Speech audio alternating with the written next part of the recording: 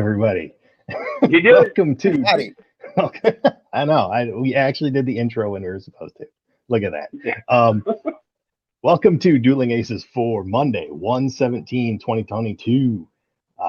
With us today, you've got Clint, 1000, like Stephen A. Yeah. You want You got that Adam. one, yeah, Thank you. Thank you, Kansas City. We can discuss why we're thanking Kansas City later. And we've got the no face of Bruiser, who will be with us at some point. And me. So I'm hosting your show at least until George gets back from negotiating Jimmy G's long-term contract. No. I wanted to put this just down. I was like, George was fucked either way. Because if the Niners win, they win to spite him. If they lose, it's the Trey Lance era. Don't matter. It's gonna be great. How you doing, Kevin? Yeah. So okay. Of course, George isn't here right now. He'll be here as soon as he can. As soon as Jimmy signs on the line. But so because I'm hosting the show, you know what that means. That means I have to start with an NHL story because that's just the nothing wrong rules. with that. Ain't nothing wrong with it. So What if you want two things? It's either going to be hockey or stat related. yeah, one of the two. If I can figure out a way to do both, I do both. But I Got can't.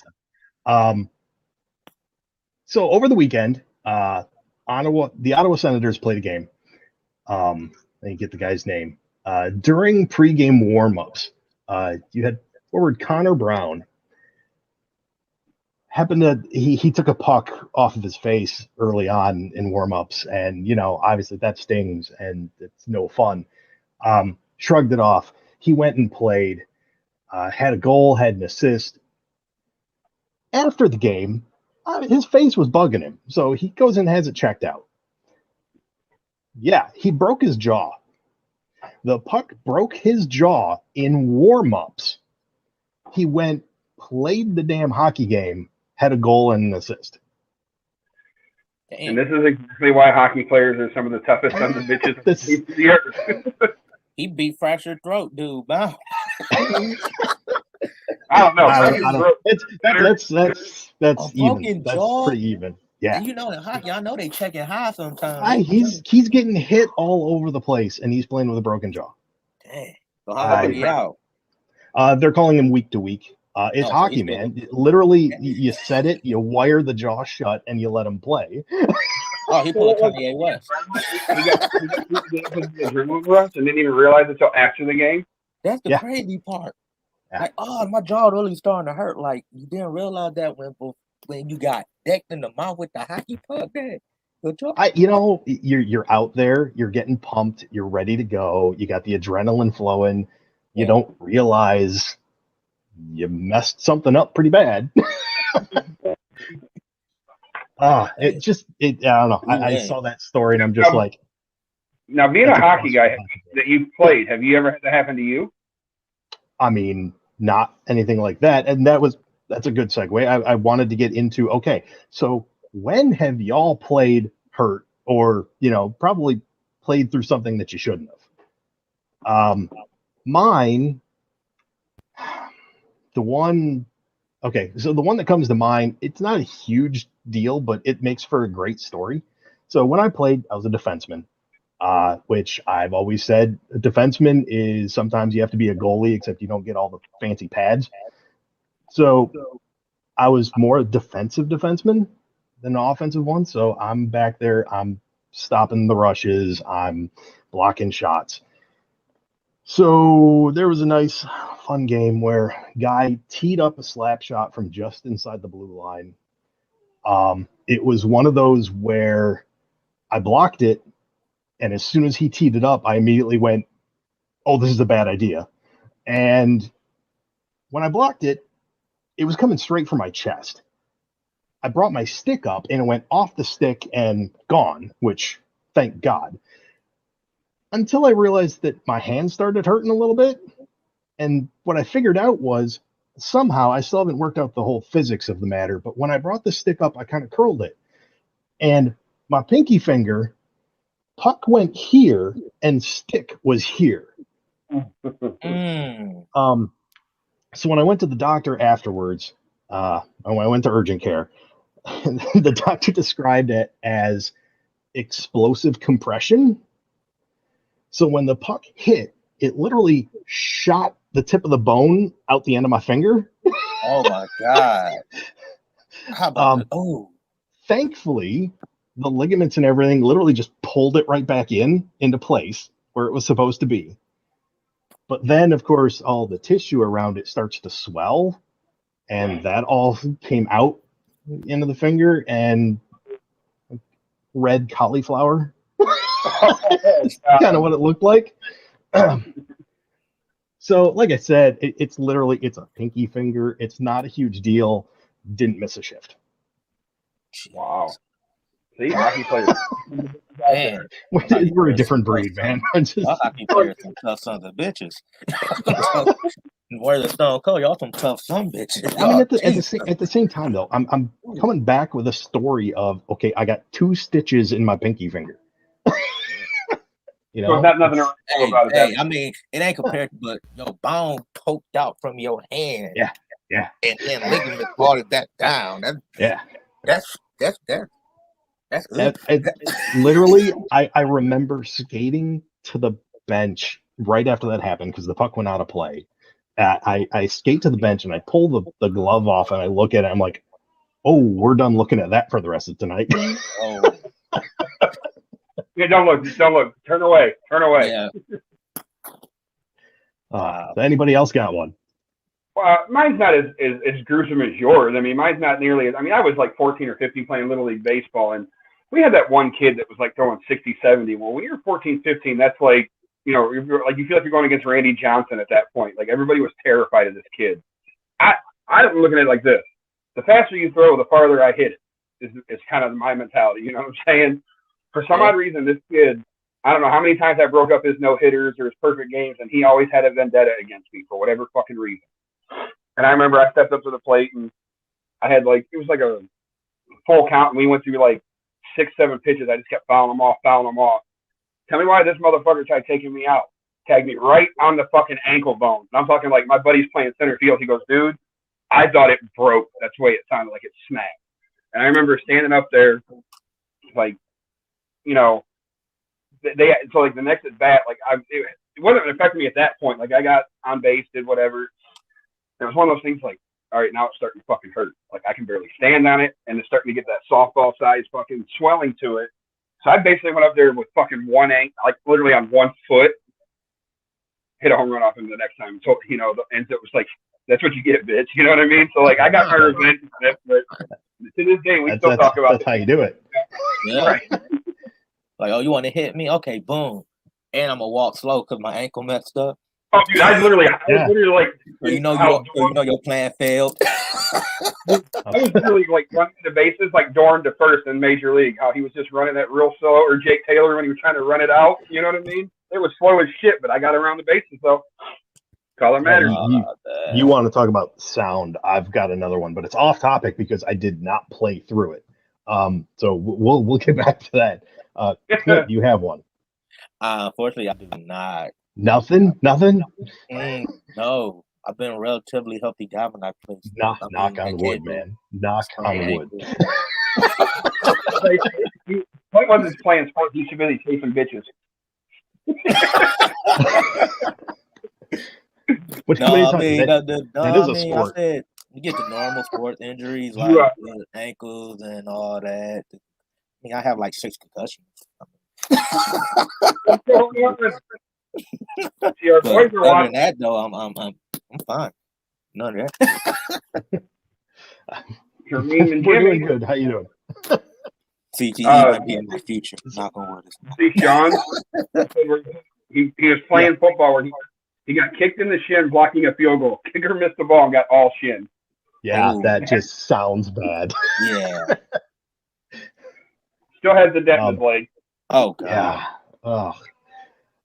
Like I said, you hear a sound and you know.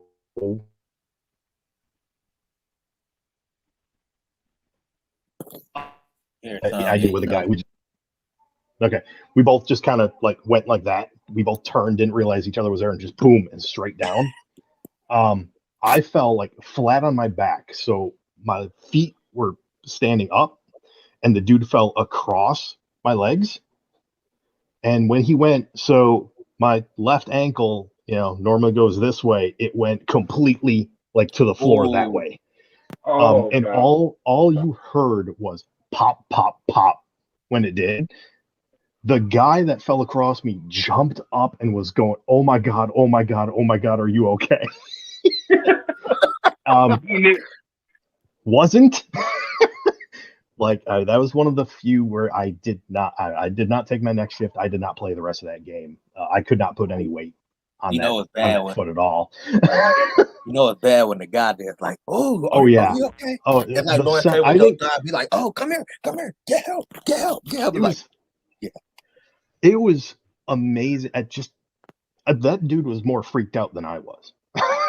I'm just like, okay, messed up the ankle. I've messed up my ankle before.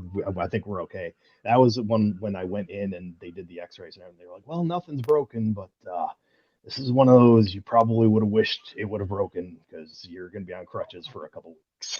I would say one of the scariest sounds ever is when you go to a baseball game and the pitcher takes a liner off the face. Yeah. That sound is the most awful sound I've ever heard. And then even like if a batter gets hit in the helmet, even if it gets hit in the helmet, like even that sound, just that thud, is just as bad. But like a pitcher getting a line drive off of the face or even a shin, oh. Yeah, that's just brutal. That's Kareem getting mad. He's a Steelers fan. I mean, we'll get there. Just we got a few topics to hit before we get there. We'll get there. Exactly. We got to try and stay on the change. Yeah, like I said, I came across that NHL story over the weekend, and it's anytime I can throw a story out there, and number one, I know it would be appreciated, and number two, anytime you can take hockey players and be like, yep, whole different breed. You've done pretty good with the last two, considering the girl that found the cancer, and then now this one. Yeah. You're 2 for 2 for the last two. I try. I got to pump up the sport somehow. So we're gonna go to some NFL talk.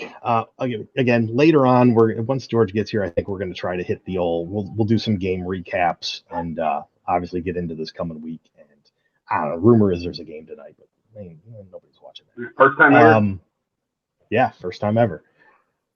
So, in case anybody didn't hear, so I don't know if it was an hour ago, half hour ago, the Raiders fired Mike Mayock, so he gone.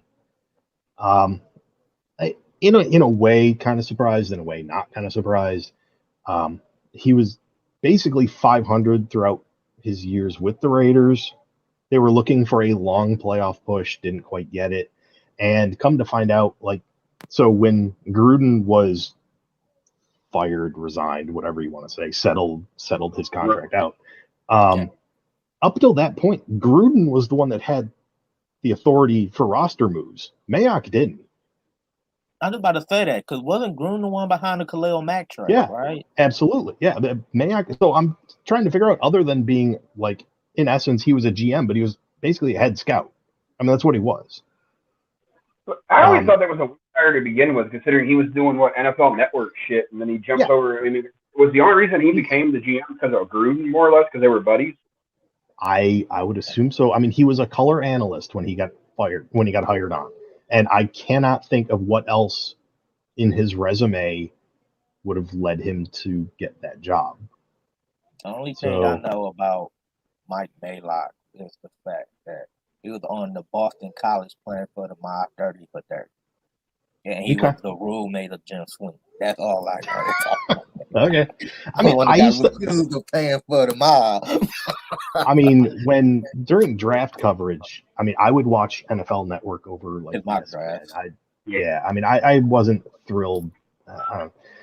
ESPN's coverage kind of always rubbed me the wrong way. But I loved NFL's. I loved the job he did over there on NFL. Like, I mean, those guys that know every college player and what they did and whether they deserve to be a 6th rounder or a 7th rounder. I mean, hats off to them because my God, I can't even I can't even remember the guys on the damn Lions roster. Although that makes sense because they're really not 6th or 7th rounders either. But so I got to thinking, obviously, if Mayock's out, odds are they're going to be looking for a head coach too, because they're interviewing. So if they're interviewing, I don't think they're suddenly just going to keep the interim guy. He's starting this shit already, I see. They also fired their offensive coordinator, Greg Olsen, too. Why not? Yeah, I was looking.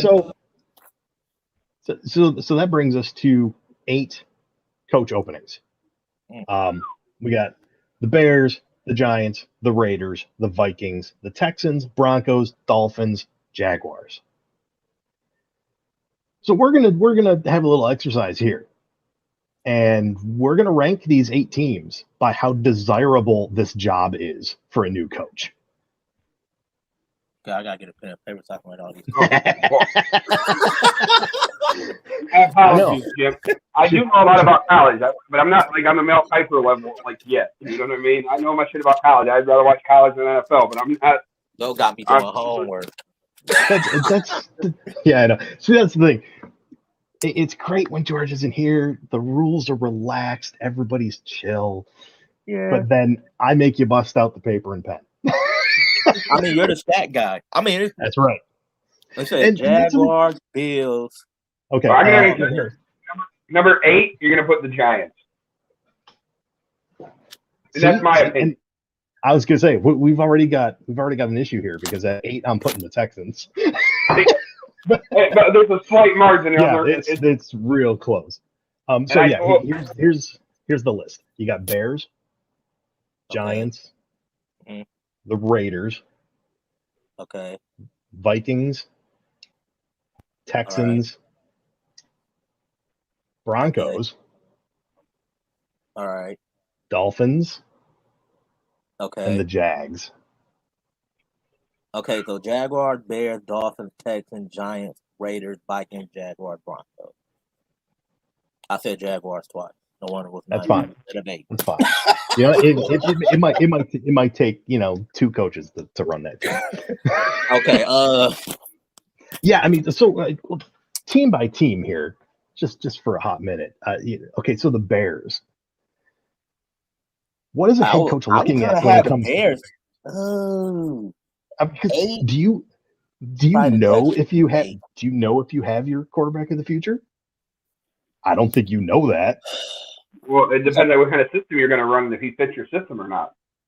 That's just it. And here's the thing, though. Do you think, the Bears franchise is going into this wanting a head coach to say, "Oh, that's my guy. Fields is my guy"? I think whoever they hire as their coach have to take into the fact that you're going to have to run it with Fields. Yeah, at least for now.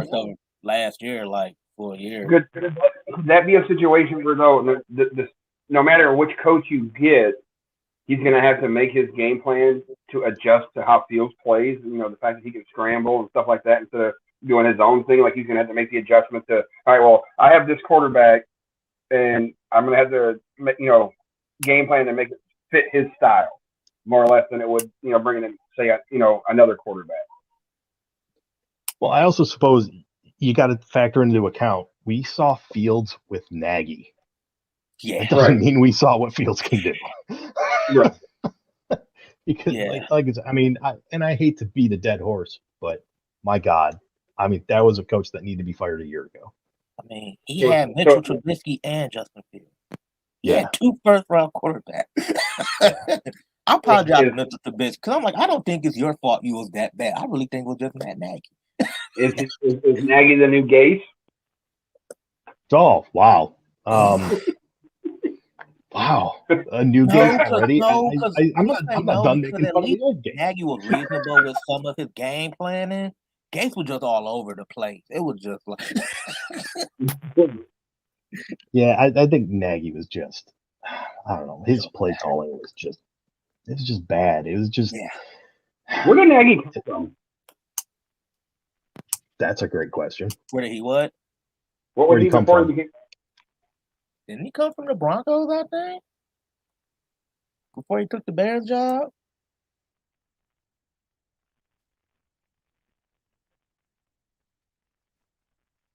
Most recently was the head coach of the Chicago Bears. American football coach, former Arena League quarterback. Most recently, yeah, blah, blah, blah, blah. Oh, he was the Chiefs offensive coordinator. That's his last coaching job? What?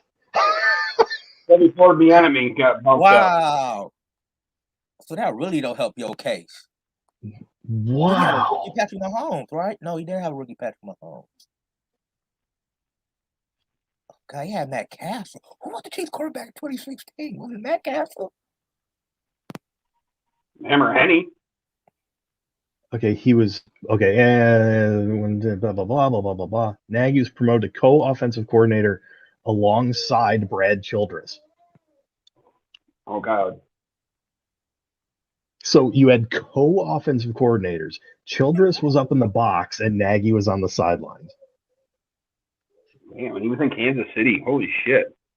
Jesus. Before, go ahead. I can't get over that. Like the fact that I never knew he. Like I would have never thought it was Kansas City. That team went 12-4 that year. Alex Smith was the quarterback. I forgot about that guy. 2017, the Jets tried to hire him, but the Chiefs blocked it.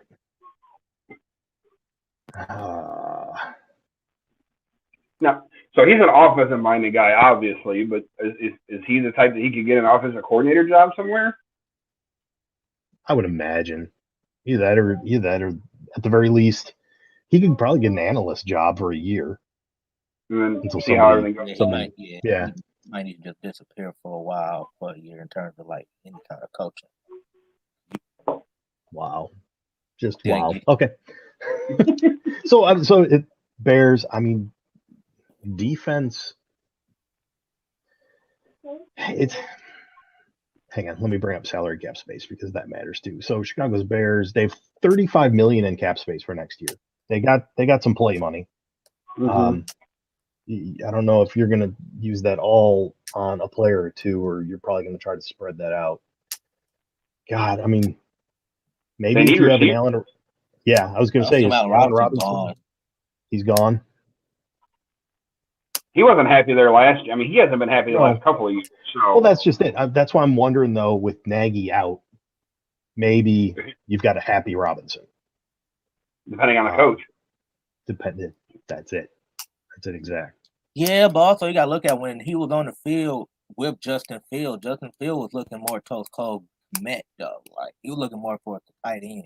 He was more of a Mooney guy. Like, he loved him some Darnell Mooney.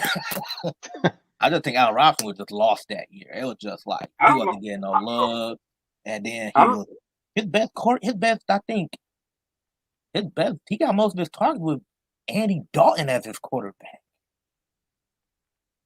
Makes sense. And that's I don't know why. I got this feeling. I think Brian Flores would be a good fit for Chicago. Brian Flores, I felt, shouldn't have gotten fired. He shouldn't have, but he did because of his, he can't get along with mofos. Really. That man went on a 7-game losing streak and a 7-game winning streak in the season. I think that's the first that ever happened. It's unreal. So the Bears, I think, are kind of like one of those middling teams. They're probably in the middle there. Yeah. Giants. Okay, we know the Giants. Giants are. They're at the bottom. It's not good. It's not good no matter what. They don't get cap space, I don't think. That's the biggest reason that hurts them. No, they deserve everything they got, okay? Y'all the dumb fucks that decide Kenny Golladay was worth $72 million when the man always ain't good for 6 games a year. I was going to say, all you had to do was just ask the Detroit fella. I mean, he's great when he's there. But like we said, that last year, he was hurt, but he wasn't hurt. So yeah, he just didn't want to be out there, and he Took the knew. money. I think what it was, he got hurt. He legit got hurt, but he didn't want to come back and have something happen to him that was going to ruin his off-season money. That's what that was, because he knew he was getting a paycheck. So off-season came, he signed with the Giants. Giants are currently in the hole $5 million for next year, so not a whole lot of breathing room. Okay, so you're a head coach looking at the Giants job. Do you have a quarterback? No. You got Danny Dimes. No. No. Who? Dimes ain't even that. Exactly. Dimes at least is something good. Like he's like something. I don't know. I don't know had. Every time I think of Danny Dimes, I always think of Turf Monster. I'm sorry, I'm never gonna let him live that one down. Nor should you. 2 years ago, you had the best running back in the league. I don't know what the hell you got now. Yeah, because he can't stay healthy. He's literally CMC. I told you it's the Penn State curse. All them running backs have one good year, then they start to get hurt. Yeah, you're not wrong. They had one good year and they just break down. John Carter had what, one good quarter in the preseason? And then he was gone. You've got a defense at least on the Giants. That you've got a defense, so you can work with that. But that offense is just the whole offense is just horrible. You ain't got no answer. That quarterback, tight end, running back Saquon Barkley, I guess, but not to the point where like you might have to get he might be in a timeshare now because he can't stay healthy. Right. Melvin Ingram, guy, he sucks.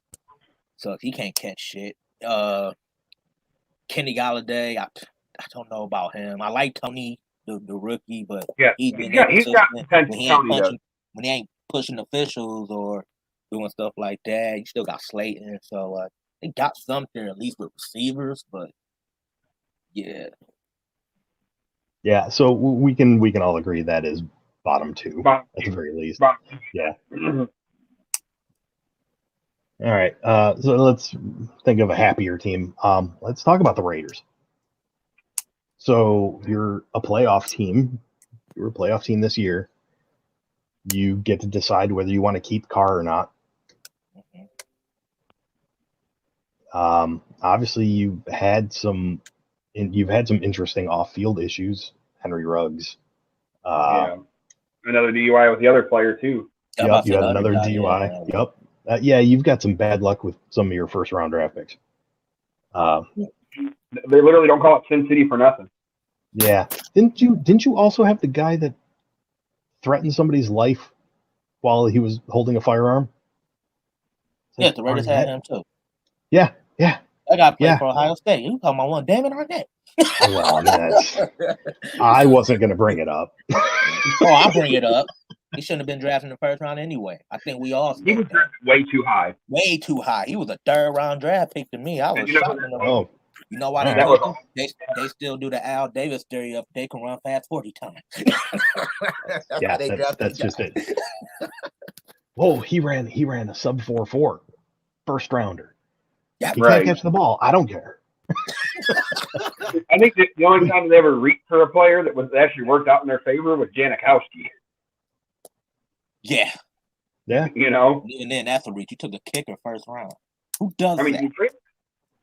Jacobs has been hit and miss too as their running back. You have a hell of a tight end in Waller if he can stay healthy. Your receivers are suspect. Zay Jones came on this year, but who else do they have at wide receiver? Renfro. He's the only consistent guy. And then Roberts or that Bryant, whatever his name is, 89. Yeah, so you got Waller, you got him, you got Josh Jacobs and Ken Trey. Yeah, you actually have quite a lot of pieces. Yeah. Yeah. The main issue with that quarterback is, I think, like those said, what you want to do with Carr. Do you want to just start scratch with your quarterback, or do you let Carr rock a year out? They're going to lose, ain't they? Isn't Mariota up for free agency too? Yes, he is. I'm trying to pull up Carr's contract here. So as the Raiders, $40 million in cap space. Plenty. The downside is you only have 34 players under contract right now. Oh shit. Ooh. Let's see. This is coming up on the last year of his deal. So, I mean, technically you could get rid of him for free, but you don't have anybody behind him. Yeah. And he took you to the playoffs. He took you to the playoffs. And if you want to keep him, you got to pay him. That might be one of the situations where I think you just ride Carr out. They might just ride it out for the year and see. Hang on. Hold it. I need to figure this out. I was like, yeah, there you go. Damn it. I got your back. I got your back. You went for the banner. I got the wraparound. So after all that shit he talked last night, look at the shirt he's wearing. Yeah, maybe I'll jinx their ass this time. Well, they're playing the Packers. Like I said, maybe I'll jinx their ass this time. See, I wouldn't be mad if Carr went to the Steelers. Yeah, I mean, the question there becomes exactly what does the new guy think of Carr and how much, I suppose, how much leash does he have? Mm-hmm. I think that's probably the best question there. So, George, just to catch you up, we're going through all 8 of the coach openings and ranking them.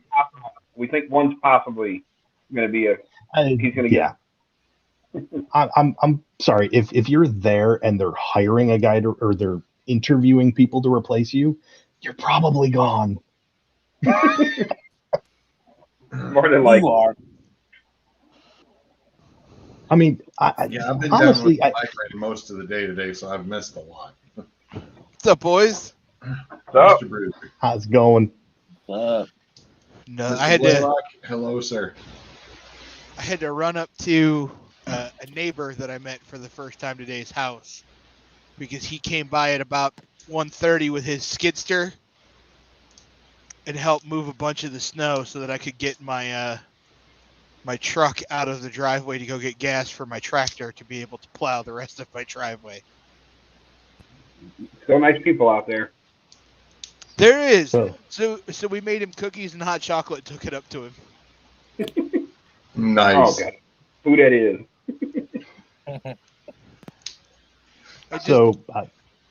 I don't know how much snow you guys got in Michigan or over. I was going to say, so apparently you guys got snow? Yeah. It moved a little more westward than what they predicted. I got the snow stick here said 14 inches of snow last night. And when I checked the weather yesterday afternoon into the evening, and even the evening news is like about 9 inches over the next 24 hours. And I went, okay, that's reasonable. Maybe 3-4 in the morning. If I put the 4-wheel drive on and barrel through it in the driveway, the wife can follow the tracks and she can get out. And then when I come home, I'll get the tractor out and I'll clean up the driveway. Wrong. I woke up this morning and went outside at 6:15, and the valley in between my Dodge Ram and her Chevy Cruze, the snow was up to the bottom of her driver's side and rear window. Wow. In between the two. Wow. So I had to dig that out. And then in the front of my truck, the snow was up to the headlights. Like I sent you guys the picture this morning. The snow is up to the headlights. You've been to my house, George. So you've come up those front steps. There's no difference. This morning there was no height difference along the snow going down the steps. And it was bad. I almost biffed it going down the one step, almost went face first into into it because I missed the step in my hip. Like the snow was to my knees. But because of the way that my house sits, the wind blows up off the lake and over the house and down into the driveway. The entire length of my driveway was nothing but a 2-foot drift of snow. Yeah, you weren't getting anywhere. No, I called my boss this morning and I said, "Hey man," because it was like we're supposed to be there at 7:30, and it's 7:20, and I am not moving. Like my truck's not moving. And I called him and I said, "I can't get out of my driveway." He told me it took him an hour and 10 minutes to get to work, and he was plowing the lot. And he's like, "I don't think we're going to open until 9." He goes, "Get here when you can, and if you don't get here today, not a problem. It's not a big deal. I understand." Christina Yeah, I worked. saw Youngstown with 17 to 21 inches, and I was like, "Oh, buddy." Christina works for Cleveland Clinic, and I came in this morning. I said, "You need to text your boss right now and let them know that you're stuck in your driveway and you'll get there when you can." And she said, "Is it that bad?" I went, "Yeah." Yeah. I don't know if you guys saw it, but it was bad enough that they said that downtown Cleveland was pretty much closed, and you had a dude riding a snowmobile down Euclid. The kids' school district called. They closed down school tomorrow, too. Did they really? Yep. Because today was Martin Luther King Day, so there's no school employees in. So none of the lots are plowed. Nothing's cleared. Nothing. That's rough. So, how about the playoffs, though? Them Cowboys. We'll get to that later. We're in the middle of something else at the moment. We'll get to that. What We'll are we get talking there. about? What are we talking about now? Coaches, we got the list of the 8 coaching vacancies in the NFL, and we're ranking them as to how desirable they are. The Giants being the bottom of the boot. I was gonna say I have them at 7. I have them at 7. So what are the 8? What are the 8 vacancies? You got the Bears. You got Okay. the Giants. Okay. The Raiders. Okay. We're assuming the Raiders are going to be one. Well, they already are. They already started their head coaching search. Exactly. That's the Vikings, Okay. the Texans, the Broncos, the Dolphins, and the Jags. The Dolphins one still surprises me. Yeah. Even a week later, it still surprises me. Yeah. I think if you could do a 1A and a 1B for the worst, it would have to be the Jags and the Texans. I was gonna say we've got the Giants and the Texans. I think as the bottom 2, just because the Giants just there's nothing there. Yeah. I think with the Giants though, it's like the Cavs a few years ago with all the trades and the cap space shit where they had to go and like really look at draft picks and free agents and put together stuff, and now it's starting to pay dividends. I think in like a year and a half, like 2 seasons, you could really do something with the Giants. I'd put the Giants in the middle of the field, to be honest with you. The only thing that know with the Giants. that's the thing. The thing with the Giants is we don't know. Other than they've got a good defense, we don't know what they had on offense whatsoever. Right. Not even an offensive line. Isn't this? Isn't this back-to-back season-ending injuries for Saquon Barkley too? Yes. Yeah, that was what I had said. It's like you have 2 years ago the guy who was the best running back in the league, and now you don't know what the hell you have. Yeah, I mean, it's the same knee too, wasn't it? I think so. I thought it was the opposite one. Oh, that's even worse. That was because either way, it's not good. Either way, it's terrible. So you've got you've got a running back who's a freight train with bad wheels. Yep. You don't know what you have at quarterback, but you have a stud off. You know what? It kind of reminds me of when Coughlin took over. They didn't have shit when Coughlin took over. They had Eli and a decent defense. And look what he did with that team. He won 2 Super Bowls with that team. Here's an interesting thought you can think of too. Is Eli ready to get into the business aspects of football and become the new GM? No, I don't think that that's Eli's bag. I think it would be No. Peyton. I think Peyton would do it. Well, Peyton's trying to buy ownership into the Broncos right now. I think Eli though. Eli's the type to like. He would go work for Ole Miss and do something at Ole Miss is like a recruiting spokesman or stuff for like an emeritus for the university. He would go do that. I think Eli's time in the pros was just the fact that his last name was Manning and he played quarterback and was halfway decent. And won 2 Super Bowls. He did. I mean, he's not a Hall of Fame QB. I really don't think he is. He's a good one, but he's not Hall of Fame worthy. He's going to be like the same discussions that we've had about Kurt Warner going into the Hall of Fame are the same ones we're going to have about Eli Manning in about 4 or 5 years.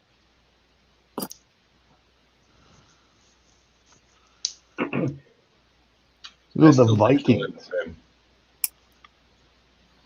The Vikings. So we're going down the list. But what the hell does the Vikings? So the Vikings have Dalvin Cook and Justin Jefferson. Right. And Justin Jefferson. You've also got Kirk Cousins. You have pieces there. You definitely have pieces there.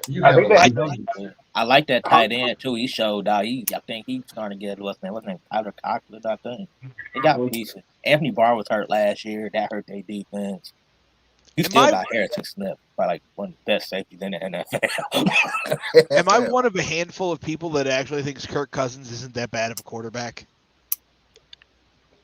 He's passable. That's kind of the way. He's a game manager. I'm not picking Kirk Cousins for a playoff game. Let's look at some notable game managers. Trent Dilfer, Garcia, Eli Manning. We just talked about him. All game managers, and 2 of them have rings. Well, let's not give Trent that much credit. That was that defense. I was going to say that actually they got that Super Bowl. Yeah, that segues right into what the hell happened to the Vikings defense, because that vanished, and it vanished fast. I think when Cook got hurt, you didn't have.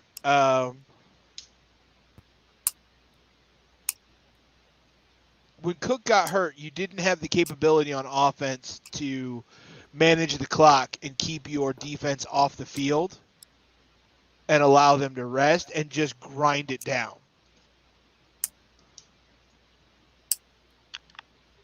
One other piece of the puzzle for the Vikings that make it kind of a little bit, I don't want to say take it down the list. It doesn't really, but you are $12 million in the hole right now for next year. That's not great. That's because of that Kirk Cousins contract. I'm assuming because of that fully guaranteed contract y'all gave Kirk Cousins. Isn't the cap going up next year? I believe this is taking that into account. Yeah. Well, dang, who all they got? You got Kirk Cousins, Dalvin Cook, Thielen and Jefferson. Jefferson's on his rookie deal though. Yeah, I think. Yeah, Justin Jefferson's only on his. I think did they pay Adam Thielen a lot of money? Okay, Kirk Cousins is a $45 million cap hit this year. That's okay. He's decent. He's not worth $45 million. That's because the Vikings panicked and made his full contract guarantee. He got all 8 of that million. I was going to say that it's 45 whether he plays or you cut him. It's 45 to your cap. He's I'm kind of stuck with him at this point. I'm gonna pucker up. Stuck with him. Yeah. But I mean, it's not a bad thing though. Like I said, I mean, he's a solid game manager. Tough schedule. I mean, it is what it is. Their defense. I mean, I'm trying to think of who they got on defense outside of Barr. Right. When you lose 7 guys on defense, that does. And didn't Daniel Hunter get hurt early in the year. I forgot about him. Yeah. Yeah. And then you lost Everson Griffin with his. His contract coming up. They keep hearing him talk. They have to re-sign him. I was gonna say Daniel Hunter. He's signed for $25 million this year, damn near 26. I'm trying to pull up his actual deal right now. His dead cap hit is that's it's just a salary cap hit of 25.9. His dead money is only 7.5, so he could be looking at the door because that puts them positive for the cap. I mean, you'd hate to lose that kind of a player, but he's also been hurt now. He's also been hurt now 2 years in a row. Well, it says he signed the 5-year extension at $72 million back in 2018. So you're still piecing parts $72 million for this year and next year. I'm about to say, so that's two. Okay, that's 2 more years. I'm looking at 2 more years still sitting in that bad. Okay. Well, yeah, I was gonna say, looking at it though, this is the only bad year. The 25.9 as far as your cap hit. Next year it's only 8.6. You could live with that. But good God, a $26 million cap hit? That's almost $70 million tied between quarterback and one of your defensive ends. It is. But I think we're starting to see, on a larger scale, I think we're starting to see the, they talk about how the league cycles every couple of years, and I think we're starting to see that that yeah, that's true. You big dummy. Oh, that's awesome. But I think we're starting to see that natural shift where you're going to see the Vikings filter down. There's teams on that list of those the 8 vacancies where 4 of them could be playoff teams next year. Yeah, absolutely. Yeah. Like with the current roster, 4 of them could be playoff teams next year. The Vikings, the Dolphins, the Raiders, and the Broncos. Broncos just missing a quarterback. That's all they really missing. Because I think they've got everything else there. They just do need a solid QB. Yeah, Patrick Surtain, kid beast. So do we like the Vikings job better or worse than the Raiders? I like the Vikings better. That's just my opinion, but I mean, I just think there's more pieces in Minnesota than you have in Vegas. I think that, but yeah, there's pieces in Minnesota, but I think unfortunately Vegas does what the Raiders always do. They get a little bit of success and then they decide to just do a total upheaval. Like, I feel like the Raiders would be better off if Davis never set foot in the owner's office of that team ever again. Silent partner. That's what they need. They need whoever the Davis is that owns them to be a silent partner. Yes. Although I was going to say we covered it for when we talked about the Raiders, but Vikings are 12 in the hole. Raiders have $40 million to spend this year. So, depending, that would make the Raiders probably more appealing than the Broncos. More appealing. Oh my God. Are you happy with Carr though? That was the big question. Yeah, he's on the last year of the deal. Content with Carr as his quarterback, or do he want? Because I mean, don't ask me to say anything about the quarterback because I had them both in fantasy and they both shit the bed for me. So it's like I don't want to have to go through that shit again. But with the Raiders, I'm sorry we're rehashing because I missed part of it. You're fine. But with the Raiders and even how much is Carr making this year? Hold, please. I'm not gonna bring it up again. It's 20, isn't it? Like 20. I think it's like 25 something. 20. It's 20. It's like 19.8. So you cut him. You take the hit. You don't take any hit if you cut him. He is 0 if you cut him. So you cut him. You free up 25 million next year or 20 million next year, and then you draft somebody or you try to trade for like a Russell Wilson or somebody like that. I suppose that GM search, you better need to get on that. That one, yeah. By the way, tonight's beer of choice is a nice chocolate dunkel by Line and Kugels. It's only soda. I think you mentioned that too, didn't you? What's that? About Pittsburgh possibly reaching out. Yeah, asking I was about gonna say we have dueling opinions already. I'm cool with Cardinals Pittsburgh. Yeah, I was gonna say. Car going to Pittsburgh. Okay. Okay. This will be a quick talk. The Texans. 7. Could you? I feel like if you took football pads and some helmets with the Texans logo on them, threw them in a dumpster, dumped kerosene in there, and lit it on fire, it might be a little bit more palatable than the actual Texans team. I'm gonna say this about the Texans. And who they call David Culley? I think he got fired. Yeah. He got. I don't defend coaches getting fired. I felt like he should have got at least one more year because of how much of a shit show that they went through. They played at least some decent football. They were way better than I thought they would be. Yeah, I was gonna say he Like, coached those. He coached those guys up. They played for him. Like they played for him. Yeah. Like probably was playing for their job. Probably. So that's But at the same time, I mean, I don't feel bad for the guy just because he gotta get some credit. He did what he could with what he had. Like he got wait. He had shit. George, I need you to stand up real quick. Yeah, I need you to stand up. What the fuck are you wearing? My 49ers shirt. So I can jinx their butts for this weekend. I hope they go to the NFC title game just to fuck with you. I told you they win to fight George. It's like they hear George say and they don't want them to win. I hope Who are they playing this weekend? The Packers. They could beat the Packers. No, they cannot. Get out of here. We didn't think they'd beat the Cowboys, and they put a whooping on the Cowboys in Dallas. It's the playoffs. Never say never. I don't think they will, but you can never say never. It's the playoffs. Listen, Aaron.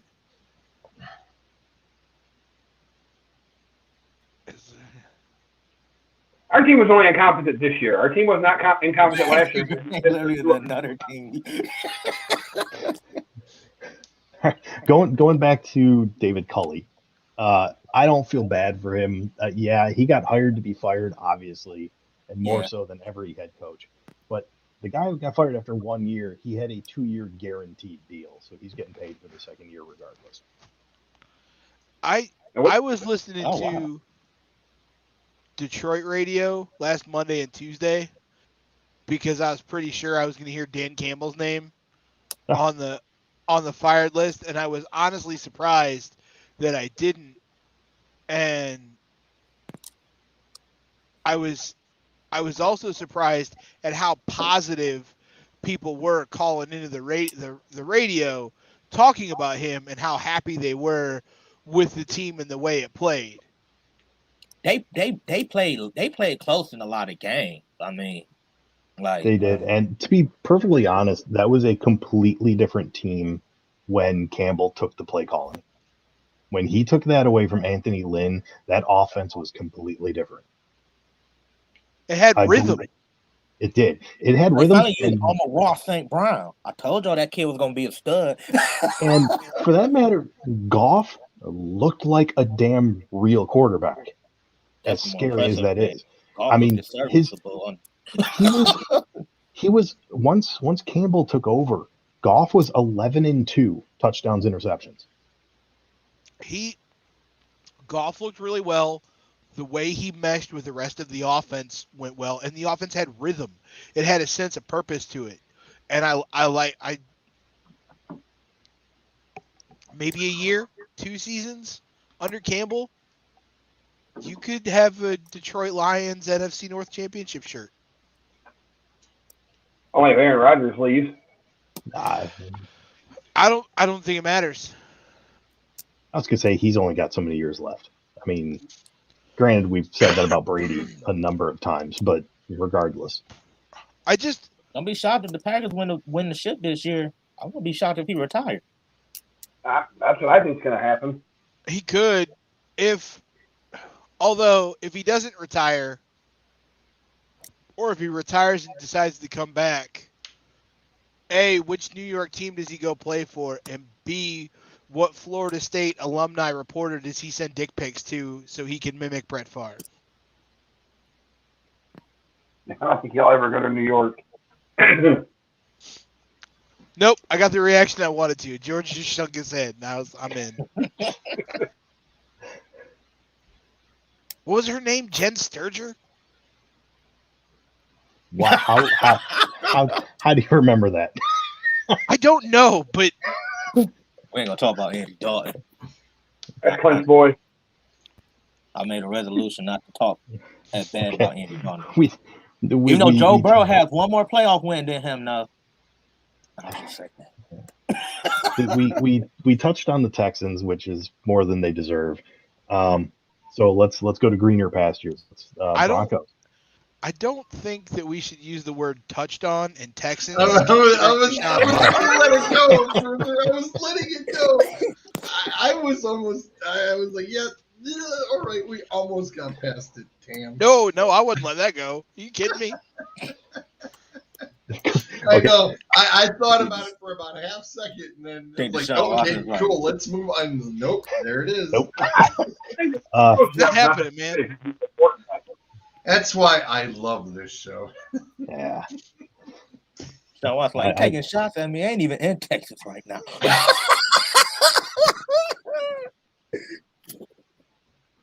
He do have more wins than Andy Dalton. So the Broncos. You've got a defense. You have an offense minus a quarterback. How and they freed up that money from Von Miller. I was going to say you have $45 million to and play you got with. Bradley Chubb, who's not that much of a drop off at Von Miller compared to his age now to the age Chubb is now. Where are the Broncos drafting at? Ain't they top 10, I think? Yeah. The top 15, 9. Don't they Oh, have they're 2 not. picks? 1. So you still The can get Giants have 2. The Eagles have 3. But I thought the Broncos got 2 in the or they have 2 second rounders from the Von Miller might be trade. 2 seconds probably. I didn't know the Eagles had 3 first round draft picks. Yeah. Yeah, the only thing I'm saying, the Broncos have number 9. I take a quarterback there if you Who are you gonna take? like one of them. I'm not sold on none of the quarterback like coming out. I mean, Jesus, sign one and draft one. What the hell? How many free agent quarterbacks are there this year? I really know good ones.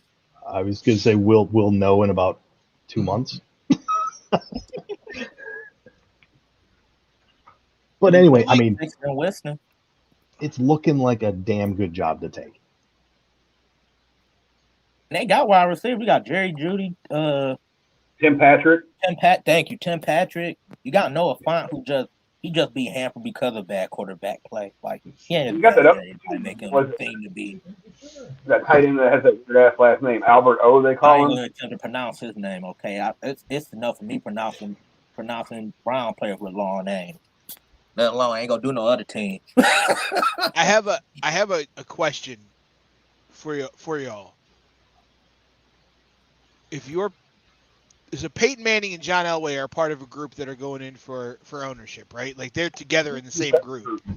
They're 2 separate groups. Is it 2 separate? I thought they were together. No, 2 separate. 2 separate groups. Never mind. All right. That kind of changes things. Okay, so who was asking about the free agent quarterback? But I was. But I got the anyway, name.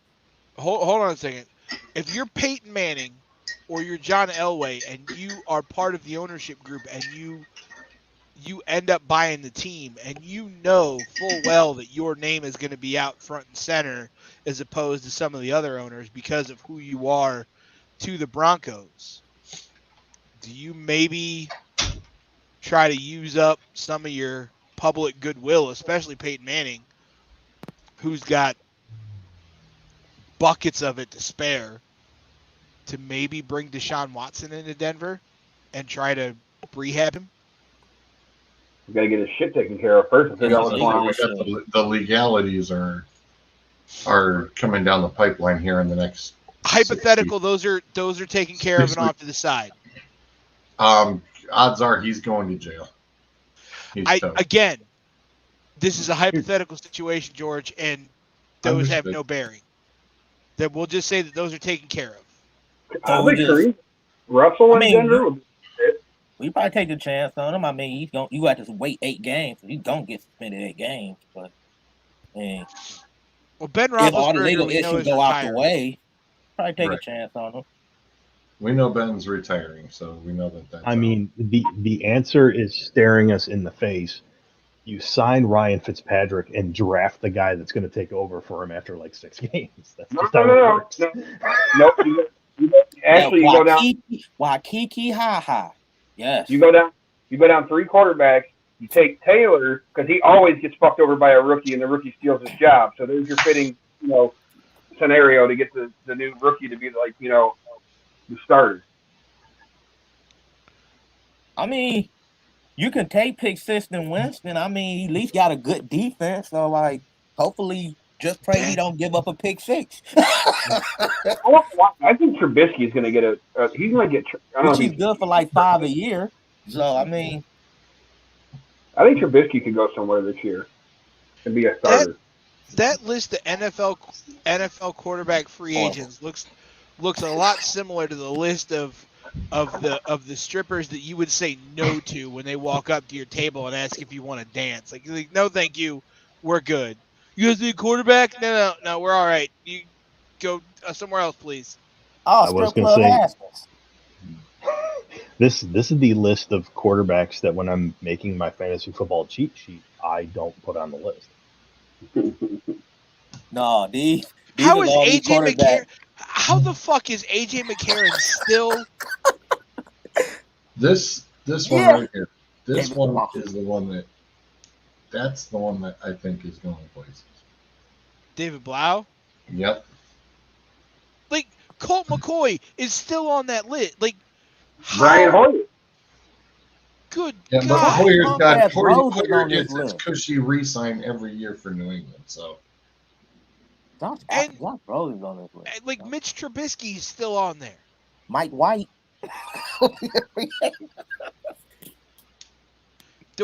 Dwayne Haskins is strip club Haskins, man. Well, wait a minute. So now, since apparently it wasn't Mitch's fault, does Mitch then go to Denver? He can go anywhere that needs a quarterback, really.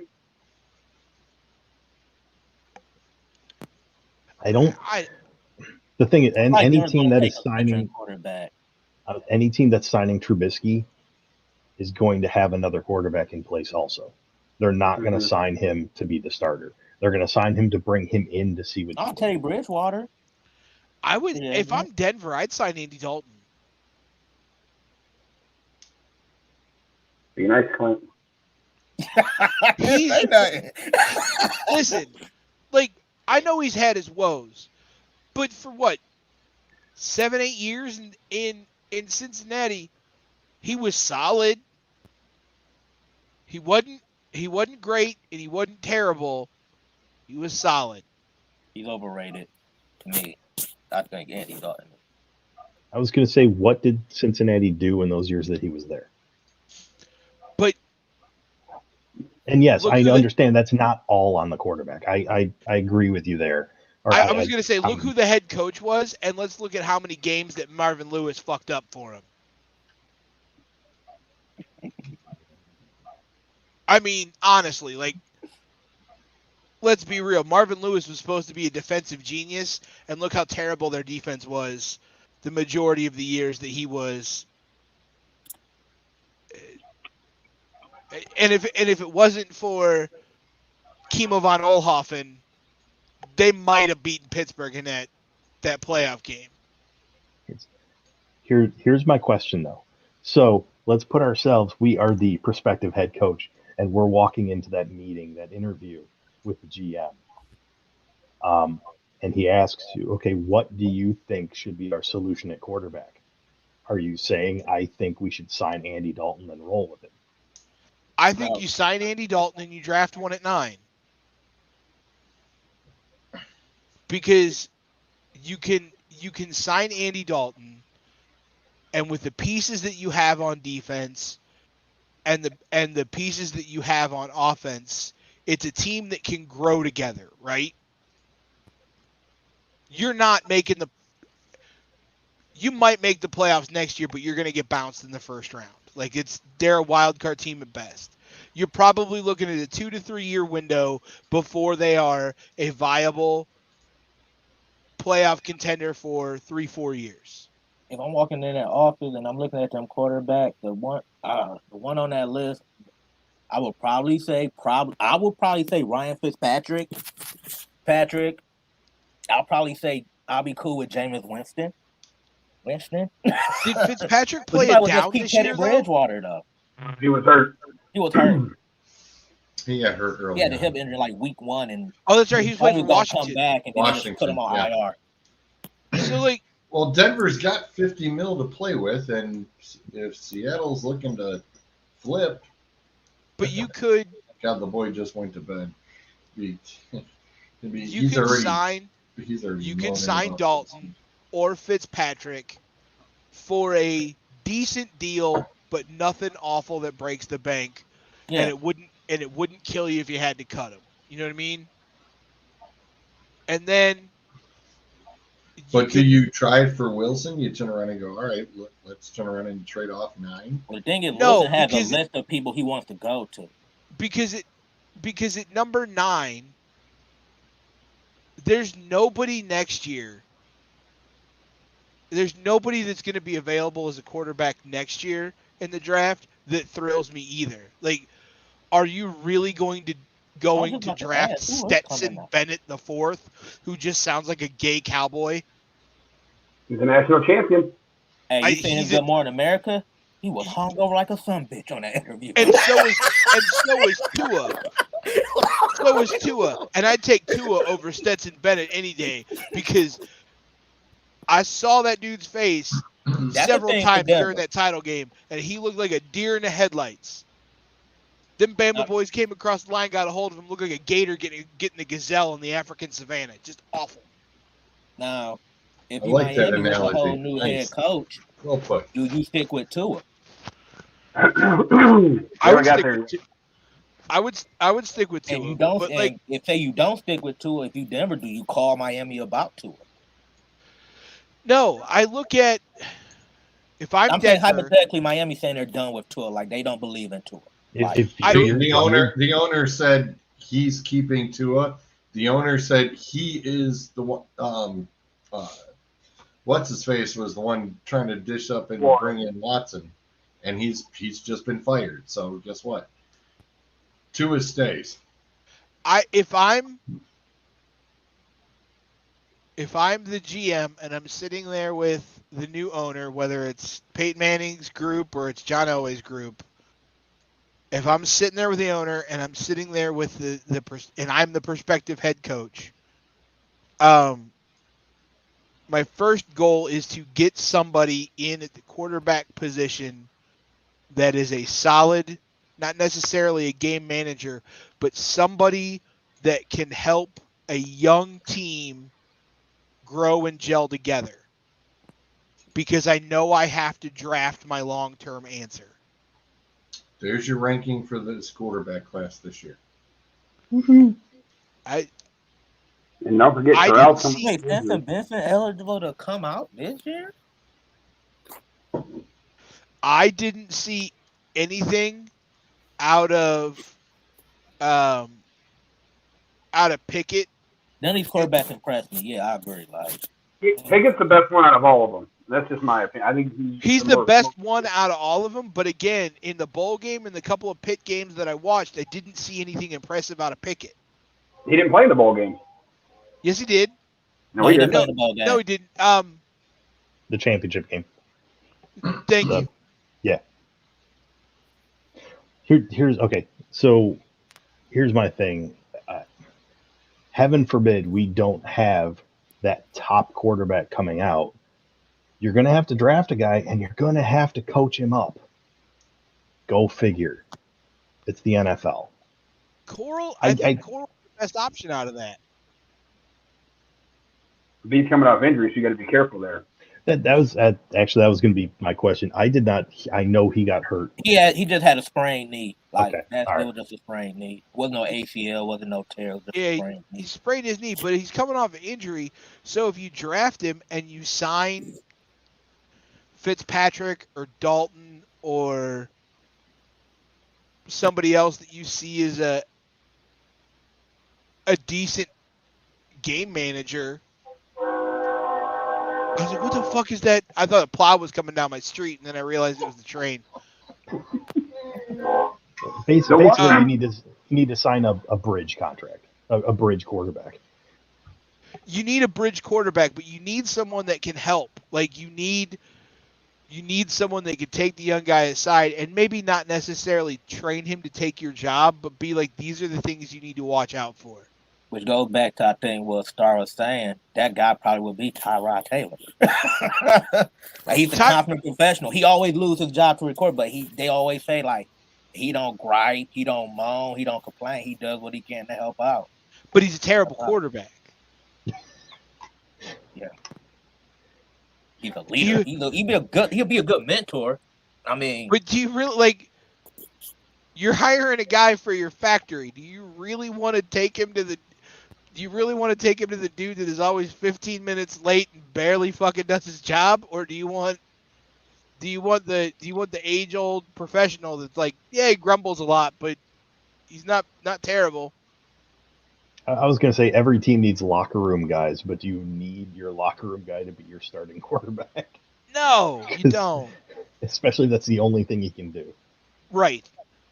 I mean, if you go in with the rookie quarterback and you think of like the rookie quarterback probably going to like start eventually, like if the team start to sorrow away, you'll probably want a guy that like that will not gripe him on. I feel like out of all them guys, I think Tyrod Taylor fits the best quality of that. Tyrod Taylor's not going to bitch and moan, but Tyrod Taylor's not going to teach your rookie quarterback anything. That's what you need, though. You need a guy that's going. Well, can any of them quarterbacks really though? Outside Ryan Fitzpatrick, probably. Ryan Fitzpatrick. Andy Dalton, Andy Dalton bitched and moped a little bit when Justin Fields took his spot. He wasn't happy about it. I don't care if you're happy about it or not. I want you to be able to show him things. But you can't really. But if you're unhappy about something, you're not really going to show them as much as you can because you're still unhappy. Here's one guy we're not even talking about. Where's Foles going in all this? I forgot about Nick Foles. He's still in Chicago? He's in Chicago. Yeah. He ain't going I was going to say, I'm pretty sure he signed. What's his contract? He's signed to a couple. He's on that a couple of years. Yeah. He's there for a couple. On the Jacksonville money? Oh. I would take Fitzpatrick. I would take Dalton. Yeah, Dalton's gonna bitch, but there's a wealth of knowledge there.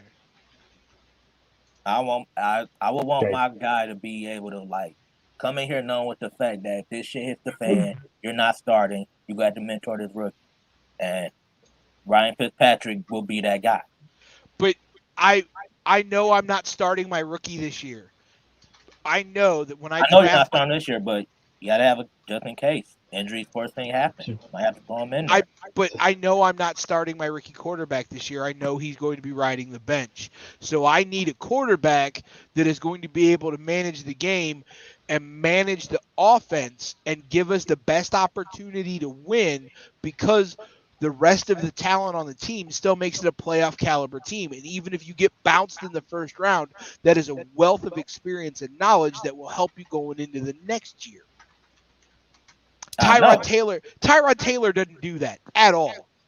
Okay, well, it ain't got to be Tyrod Taylor. It'll be Ryan Fitzpatrick. I could do that with Fitzpatrick. Fitzpatrick is fine. Yeah, I ain't got a problem with I think Dalton does the same thing. Like I said, I don't care if you bitch and moan when you get replaced. I don't care. you know what you're coming there for. You know you're there to be the bridge, and you don't sign that paperwork if you have a problem with it.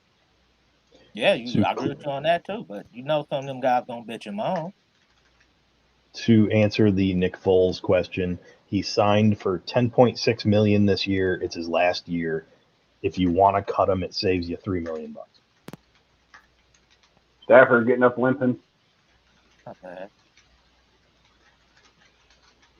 So, Broncos' job, better or worse than the Vikings and the Raiders' job? Which would you rather I think have? it's better Than both.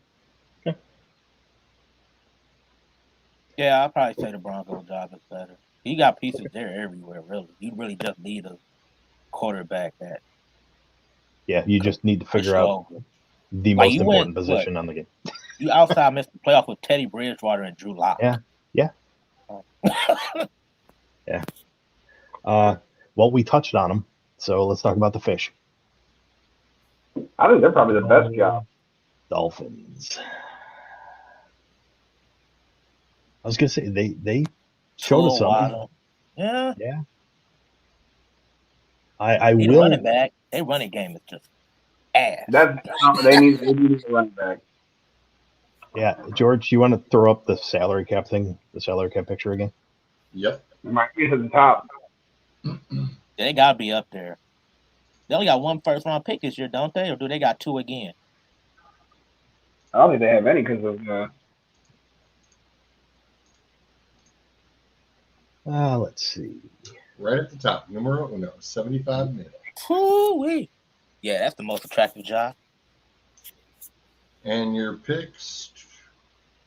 They've got 25. They've got San Francisco's. Okay. Oh, sorry, 26. 26. I got an old list. I mean, when you look at their pieces, I mean, you got that should be as far as they get. You got Jalen Waddle. You got Mike Gesicki. Yeah, you need a running back situation. They need a running back. Need running backs. You still got guys. They lost a lot of their receivers to injured too, though. Like Devontae Parker been injured a lot last year. Preston Wilson got put on IR early. You lost Albert Wilson, who's like your speed guy. Their cornerbacks are solid. They got Byron Jones and Xavier Howard. You even got one of the twins. You got one of the the hell's his name? His brother plays in New England. McCourty? Yeah. Oh yeah. So you got one of them McCourty. So you got some pieces there. Well, you know, if he's there, you just turn around and get to another one of his boys, and you take Slade Bolden. That gives him one of his boys. Make it Bama U. Yep, exactly. Hey, why not? Why not? I think they still need linebackers. Who is like that Dolphins linebacker? Is that their biggest weakness on defense? Possibly. And Jimmy turned around and said it is a toss-up with the Raiders. And I know if y'all hadn't heard the What's Your Opinion is back in full swing. So yeah, I heard that. Jimmy, I forgot to watch that. I heard it. I caught it the other day. Saturday. Yeah, I caught it yesterday on the replay. So congrats on coming back, gents. It's awesome. What's it? Dang. The Saints got negative $60 million. Yeah. I said it last week. They are headed for the border, and you'll never see them again. How they got on a contract? That's still Cameron Jordan. It's a lot of pieces parts. You got Michael Thomas. What we say, 12 million of it's Drew Brees, and that's it. I think that was paying Drew Brees. Yeah. I think Drew Brees 12 million of it's Drew Brees dead money. Yeah, that's part of your dead money there. But yeah, I mean, okay, yeah, you're paying number one. Okay, first off, you're paying 4 guys over 20 million this year. Oh, let me make a guess. One, I'm assuming it's Cameron Jordan, right? Yes, he's actually the cheapest of the four. He's making 22.8. I don't want to say Taysom Hill. I don't think that's right because I think his contract's not fully guaranteed. No, he's still on the No. rookie. Michael Thomas is one of those guys, I'm assuming, right? And he got, Michael Thomas is making 24.7. yeah, He's Thomas going is to play for your organization. I'll give you the position for the other two. Lattimore's one. Lattimore is number one. He's making 27.4. Mr. Pass Interference. Yes. Mr. I'm And gonna let Mike Evans torch me for 200 every time we play each other. And unless you know your O-line guys, they're paying their right tackle $23 million. Ryan Ramczyk. Yeah. Oh yeah. Okay, he worked the money. He's nice. All them damn over guys. Dang. Ooh wee. 4 people, 20 million. I did not expect Marshawn Lattimore to be the highest paid Saint. Yeah. And you've got another 8 guys that are making 10 or above, which I understand. You're talking NFL. We're used to hearing about huge deals. That adds up.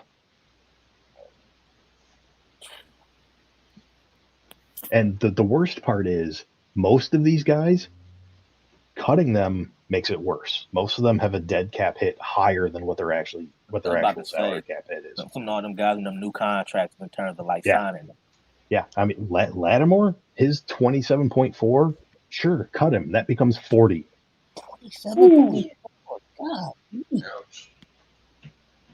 He got okay. Yeah, they're hurting. They've got big time problems. Rebuild. So do we like the Dolphins' job better than all the others? Absolutely, because that's $75 million in cap. I can work. Yeah. I can work with that. Well, speaking of having a lot of money, how about that Jags job? I was just gonna say, we can't cut. Yeah, you still have. I was gonna say you still. I'm not as bullish on the Jag job as some people are. I think the Jags is probably the second best considering the salary cap. Yeah, you still have $71 million. You can they lose like 3 of their wide receivers last year. They lost Chark. No, they lost Chark because of injury. Yeah, Chark was injured. Okay. So you're gonna go get yourself another wide receiver. No. Hang on. Let's make this comparison since we just looked at New Orleans and how many players they had above a certain level. Jacksonville is paying 2 players above $10 million. Trevor Lawrence? No. No. Marvin Jones? Miles Jack, the linebacker, is he's getting paid 13 this year. Get him. and in the back area, defensive back Shaquille Griffin is being paid 16.4. That's it. Yeah, that's it. Suck. Everybody else is below 10. Wow. And think about you can build around Trevor, and then don't forget they get ETN back next year too. I was about to say that. And then you got some pieces that showed out. I like Dan Arnold there. He got some rapport with Trevor.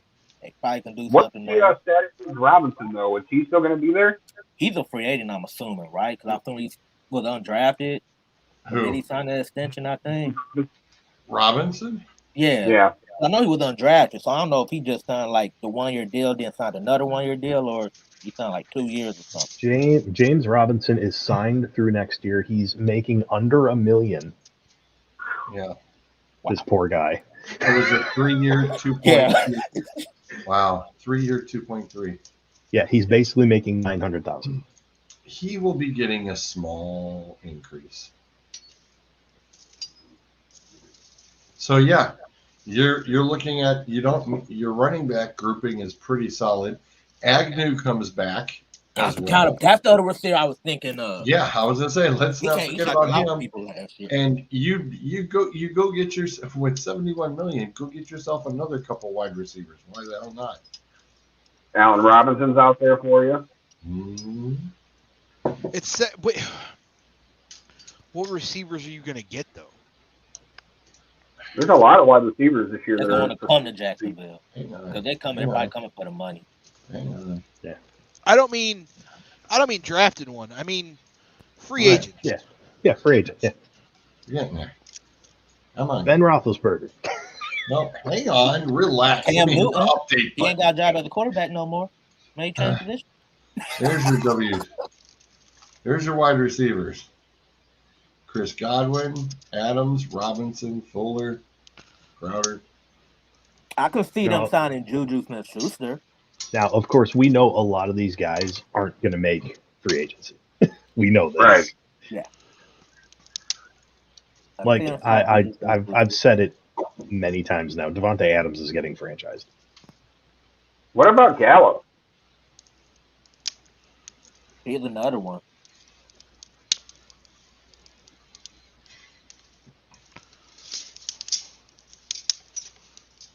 I feel Jacksonville going to want young wide receivers. Good Did for they Gallup. a free agent? Sorry, you guys had to get some nice ASMR of my fireplace. It was beautiful. It was Loved dying. I was like, oh, I need to put some logs on it. Oh, and Chark's a free agent. Yeah, like you said, but Way down the he bottom. could be. He get franchise tagged though too. I feel Michael Gallup. And Gallup can come at a distance considering he just got that injury. There's Gallup. I don't like. MVS. We I know can see he's them on signing the list. MVS. We know he's on this list. I was gonna say, does Green Bay have a I wide was going receiver to say that's Green not Bay a free doesn't agent? have a receiver that's not on this list.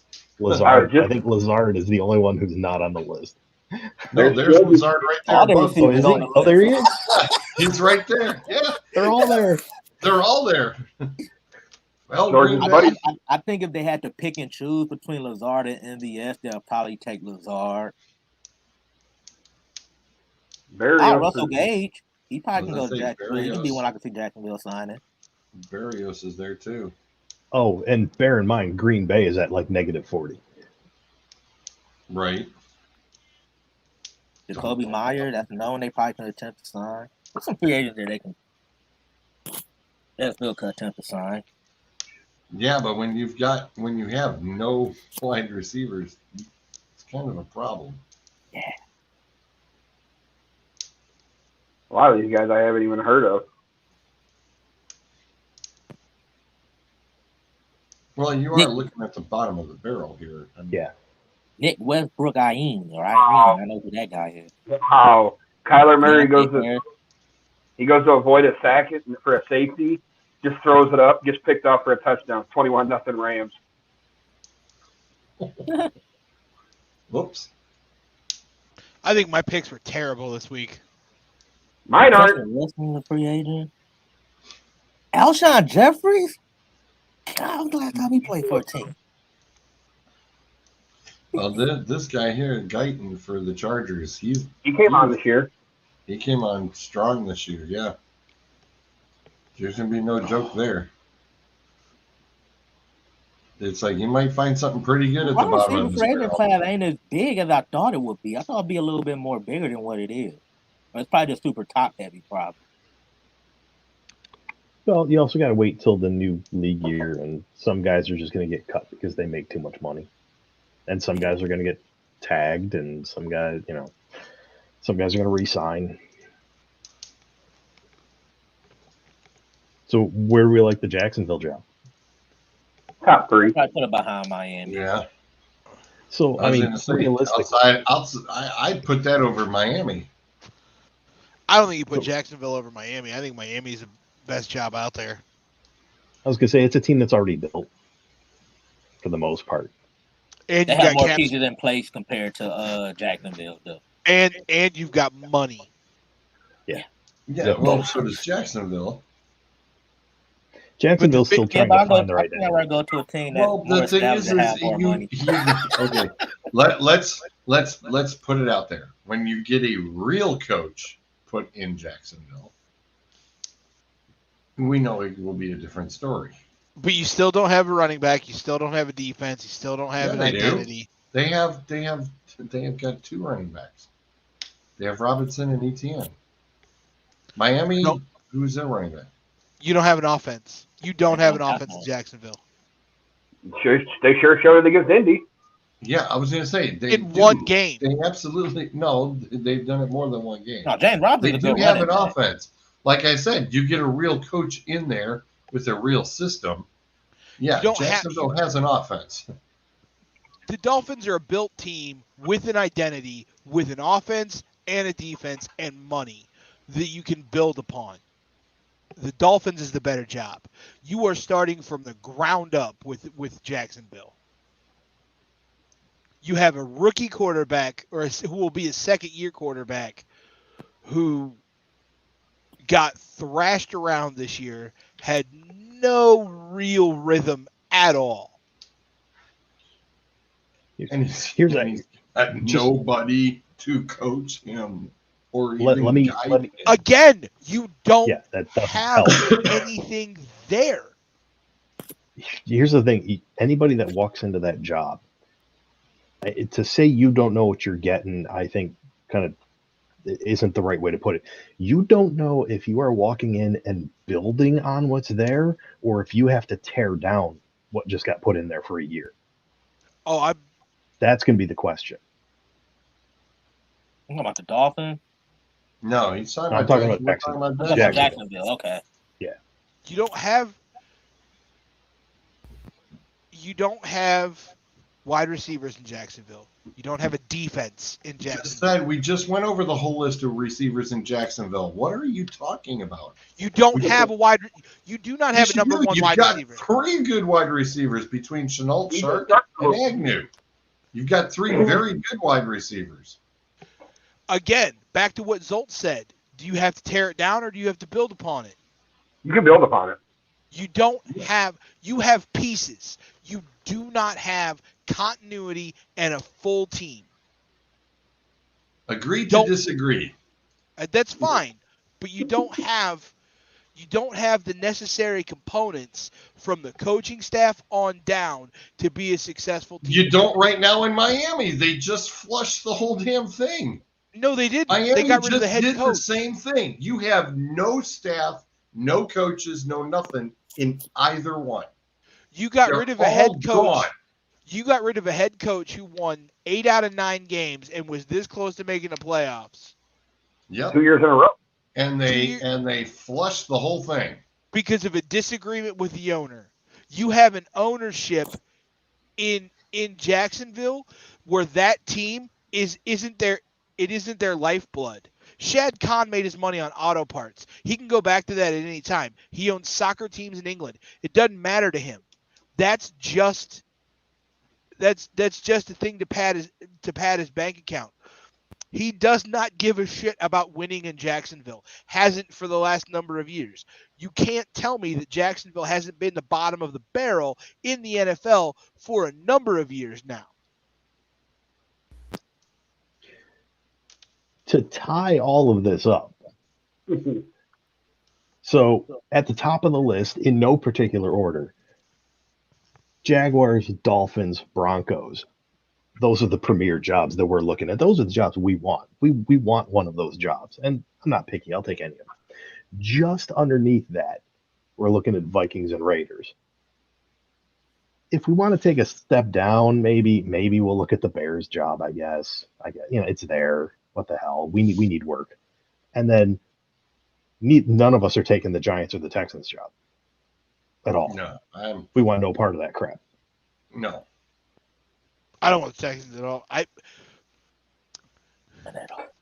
The Texans is one of those jobs, if you're an established head coach who you have some cachet and a little bit of goodwill to burn, because if you manage to turn that around, that's legendary. Yeah, totally agree. I think have they even said who they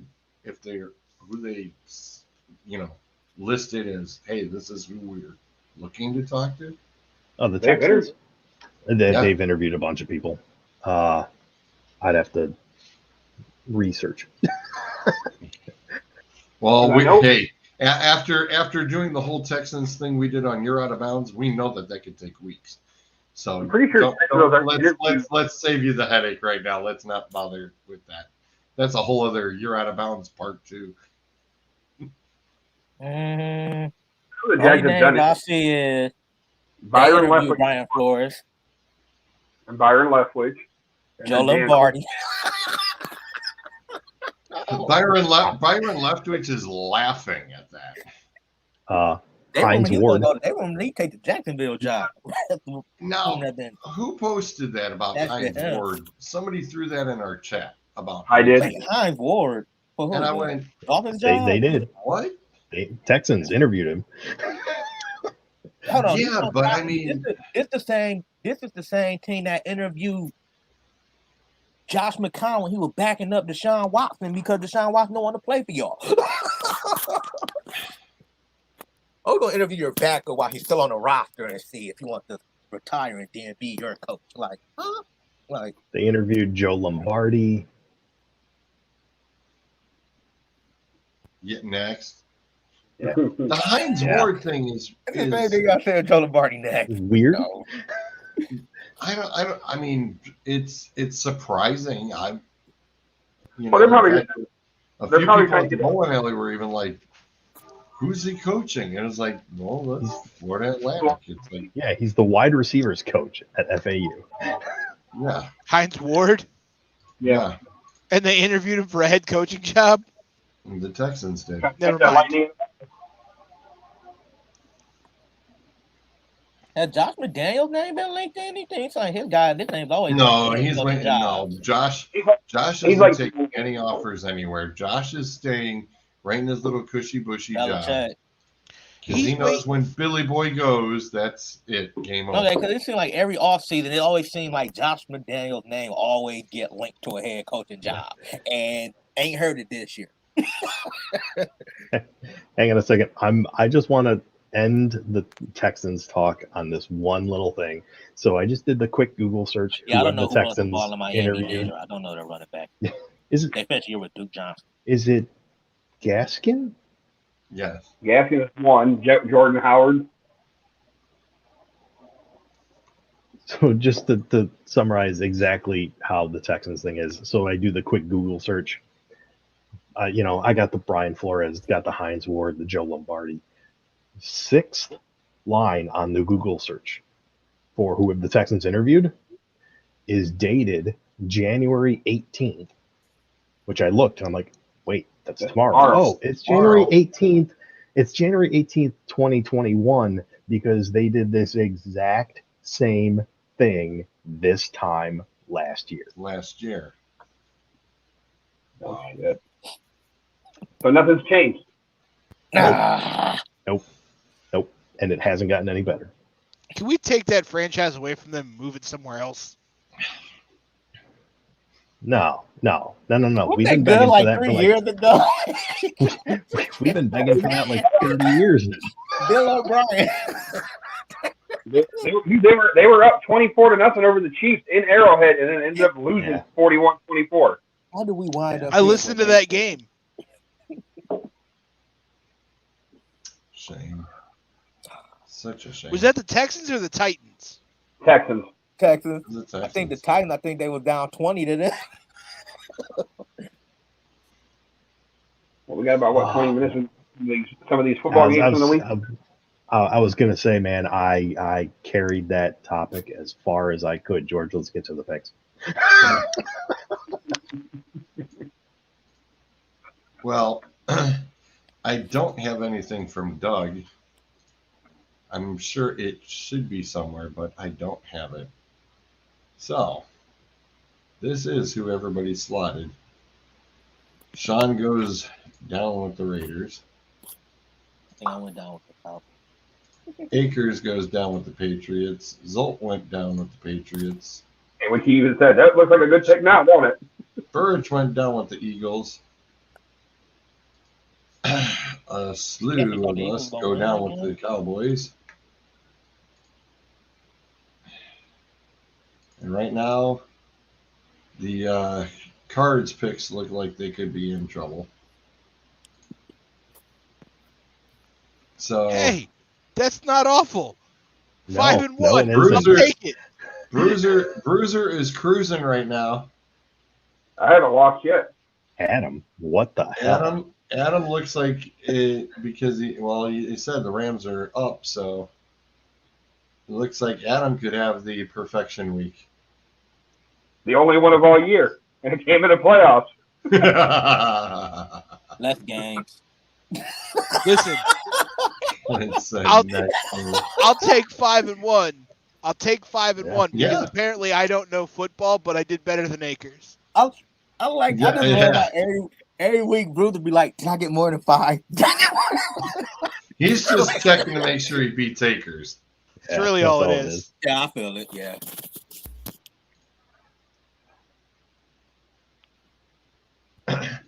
And speaking of which, and this was going to be happening. You know, we usually have our little thing of caption this. Bruiser, this one's just for you, buddy. Akers, the ex, and the new boyfriend. Oh, Jesus. Go for it. It's all yours. Oh my God! I mean, like, There you go. I It's mean, all yours. Caption this. I mean, he's probably talking to her like, "Are you sure he's bigger than me?" I mean, I bought that Swedish pump like you asked, and I used it, but like, I mean, what does he give you that I don't? I mean, A headache. I mean, his safe word's not pineapple like mine is.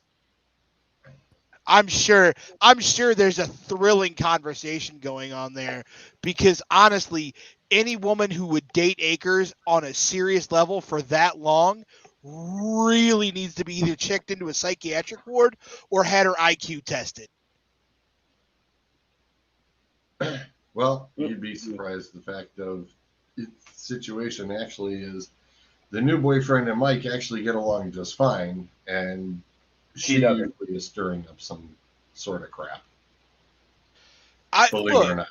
Like, that's fine. Like, there's a couple of my exes that I get along with well, and that my wife doesn't mind. So like, it didn't bother me. But like, I just, why are you bowling with your ex and her boyfriend? It's not. He wasn't bowling with them. He was not bowling with them. I don't know. The only thing that would have made that picture any better is if Burrich was included too. Burrich wasn't that far away. Let me just tell you, Burrich literally was bowling on that next lane over. They had just finished. Burrich would have photobombed the damn thing. Along with Sean. Sean and Mike brought their own team in. So you would have had Halfhill and Burrich photobombing that. Adam can attest to this. Halfhill has tried multiple times to get me to lighten up on Akers and be like, he's not that bad, and he's not that bad. I can't. I can't. I just can't. The rivalry has been started, and it cannot end at this point. It's not a rivalry. He's not my rival. He's just somebody that I probably wouldn't piss on if he were on fire in front of me. Well, let's just hope you have to keep me. Well, at least you're going to just keep that in your pants. That works for us. So, as we were saying, back to the picks. 5-1. I'll take it. Like, that's not terrible. That's the best winning percentage on a week I've had all year. And I believe what I'm seeing is that everybody is either 5-1 or 4-2. Zolt just trying to plug that 4-2 in there. So. Hey. Nope. It's just one game behind. Yeah. So, what are the games for next week? Get into that. What's that? What are the games for next week? Well, at the moment, I believe the AFC ones are squared up, right? Oh, they're all set. I was gonna say they're all set. Yeah. San Francisco plays Saturday night at Green Bay. Cincinnati and Tennessee play first thing Saturday. Yeah. Sunday early game is Cincy at the Titans, and then we've got Well, don't you Bill have that Packers. nice little division championship tab down there that you can just hit, George? And My bad. I was about to I say. did do that. Duh. Hey, look, I've got 2 different medicines going on. You were Relax. more organized than even you anticipated. Yeah. Well, because Cincinnati at the Titans, Bills at Chiefs, and we screw ups at the Packers. And Looking like And Rams at the and Bucks. moment, we're looking at Rams at Tampa Bay, correct? yes. Mm-hmm. For the moment. because either way, it's whoever wins against Tampa Bay, I believe. Mm-hmm. Right. Yeah. Yeah. So yeah. So, It's 21-0 going into the half right now. Like, are the Cardinals that much of a second half team where they're going to pull it off? I doubt it. They haven't done shit. I mean, literally offensively, like their yardage total is garbage too. And obviously, I cannot give you any sort of numbers for that last game right. because they do not exist. Is Henry healthy for the Titans game? Are they playing him? Yes, fatality will be They've back. they've activated him. Yes, they have Fatality will be activated. back. That's a tough one, man. Yes, it is. It It's is. going to be a good damn game. These Actually, these the are AFC side good is- games. What's Because that? These I are like some what- damn good games. I like what Burrow and that Cincinnati offense is doing. I really do. And didn't they play Tennessee this year? Cincinnati. I thought I Cincinnati don't played think I don't Tennessee. think so. No, I don't think the AFC North had the AFC South. Tennessee beat They Buffalo played and the Kansas. AFC West this year. I think they played. The AFC North played the AFC West, but there's always Yeah. a random divisional game against the different like we played The Cardinals. no we played the well they're the yeah we played the Cardinals we played the NFC South this year. No, we didn't. We had that. That was the extra game that they added for the 17th or 18th, whatever game. There's always a couple of random games because we played the Jets this year. Yeah, the Bengals also played the Jets. And lost to them. Yeah, by a field goal. Oh God. God, that. It was in New York, you know. No matter Jets. I don't. That was also on Halloween, by the way. And remember, Halloween week was just foobarred for everybody. I don't. Yeah, and it lasted like 4 weeks. Yeah. I don't love the Titans, and I don't think Derrick Henry coming back for one game is gonna. Yeah, the Bengals did not play the Titans at all. Sure. I mean, look at the Bengals lost. They lost to the Bears, the Jets, Browns twice. Well, the second time don't count. Nobody was friggin' playing. Right. So that don't mean shit. They also lost to the Chargers and the 49ers. And the 49ers. Give me Houday. The Dolphins. Yeah. That's tough. Adam? I'll just say this: the Titans ain't the Raiders, and Cincinnati's Cinderella run comes to an end against Tennessee. Henry also hasn't played in 8 weeks, Doesn't matter. They've been doing fine without him. and that team is hit or miss. Yeah, I like the Bengals. I say it didn't do it right.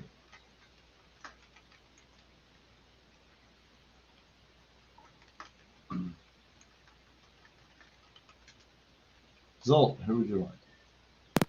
I've struggled with Tennessee all year because every time I start to pay attention to them, I get disappointed. But at the same time, they're 12-5, and they're 12-5 without the best player on the team. Against who? Well, when you play the Jags or the Texans 4 times,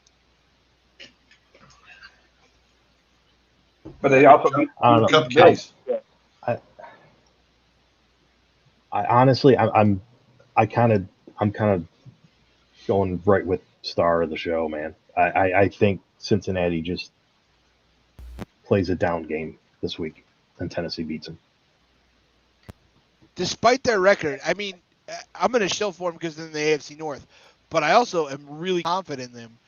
I think the Bengals are a more complete team at this moment in time. They lost a lot of guys to injury on Sunday, though, on the defensive side of the ball, especially defensive line. Well, I was gonna say we'll see, because they still held up really well. Clint, who do you like? Oh, it's a tough one. If Derrick Henry come back, the difference with Derrick Henry, in my opinion, would be more of how it makes it easier for Tannehill to show a little bit more efficiency. But Tennessee defense has just been horrible all day. And yeah, who's stopping Jamar Chase? Ain't nobody from Tennessee doing it. And Mixon. and Mixon.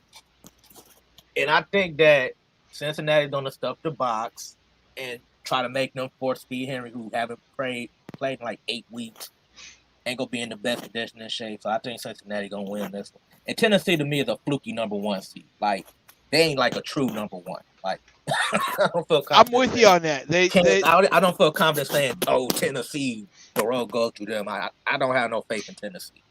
Like, yeah, fluky 1 seed. Okay. Next up. Oh, numbers on that one. Over unders 47, right about where you expected, I think. Tennessee's favored by 3.5, so they're at home. That's kind of a wash. 12.5. Even Vegas isn't.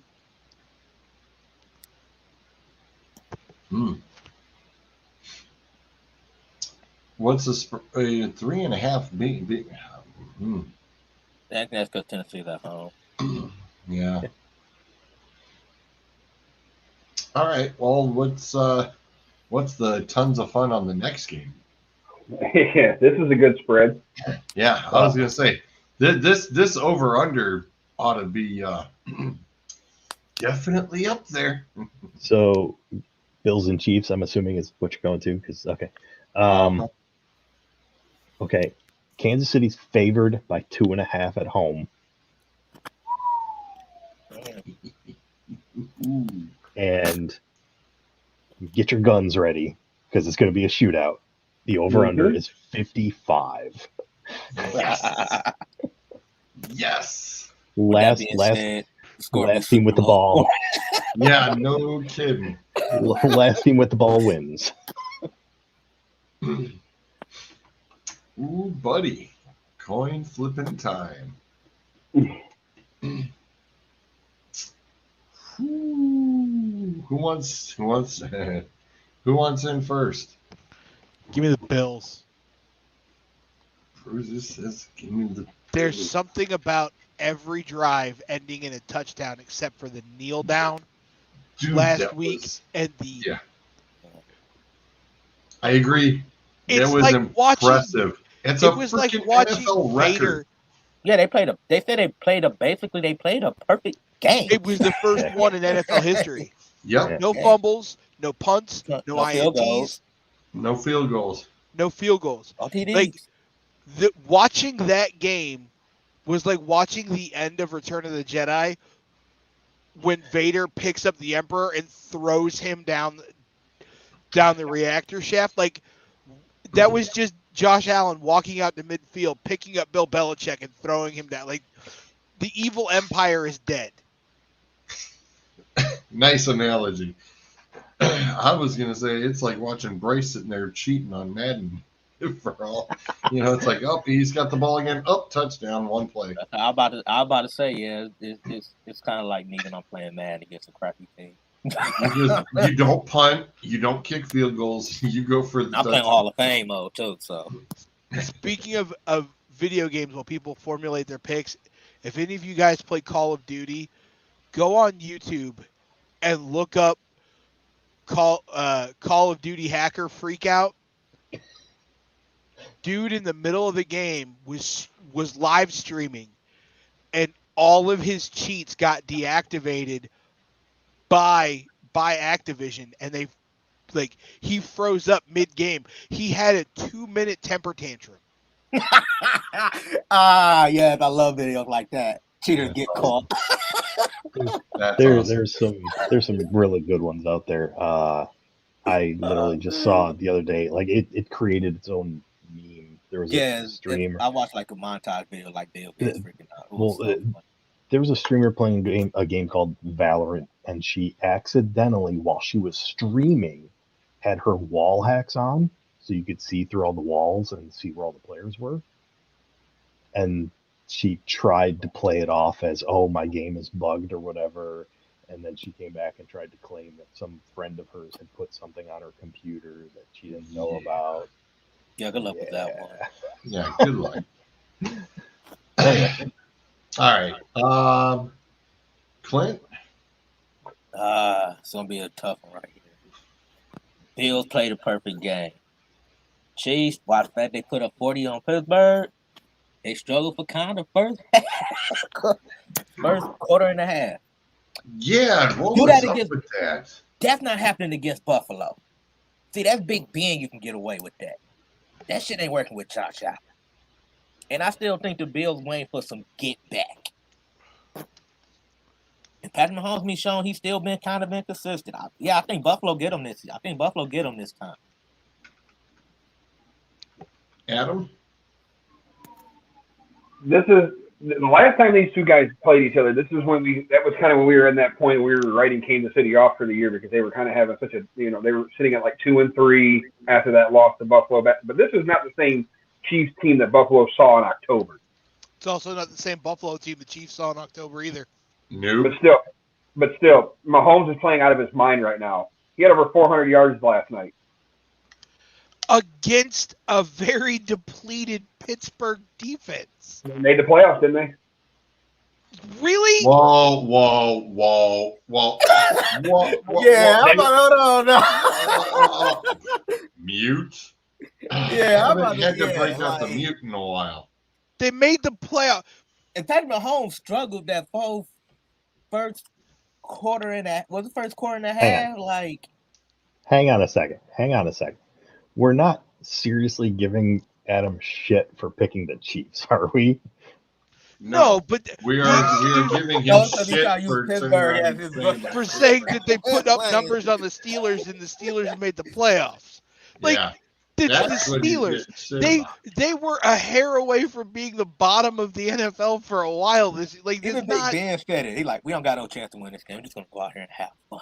Yeah. If your quarterback saying that, yeah, you got no. All right, Mr. Zolt, who would you like? Well, if we go back to the beginning of the season, I was all over Buffalo. I mean, they were my team that could not lose. I very much fell off the wagon at some point during the season. And then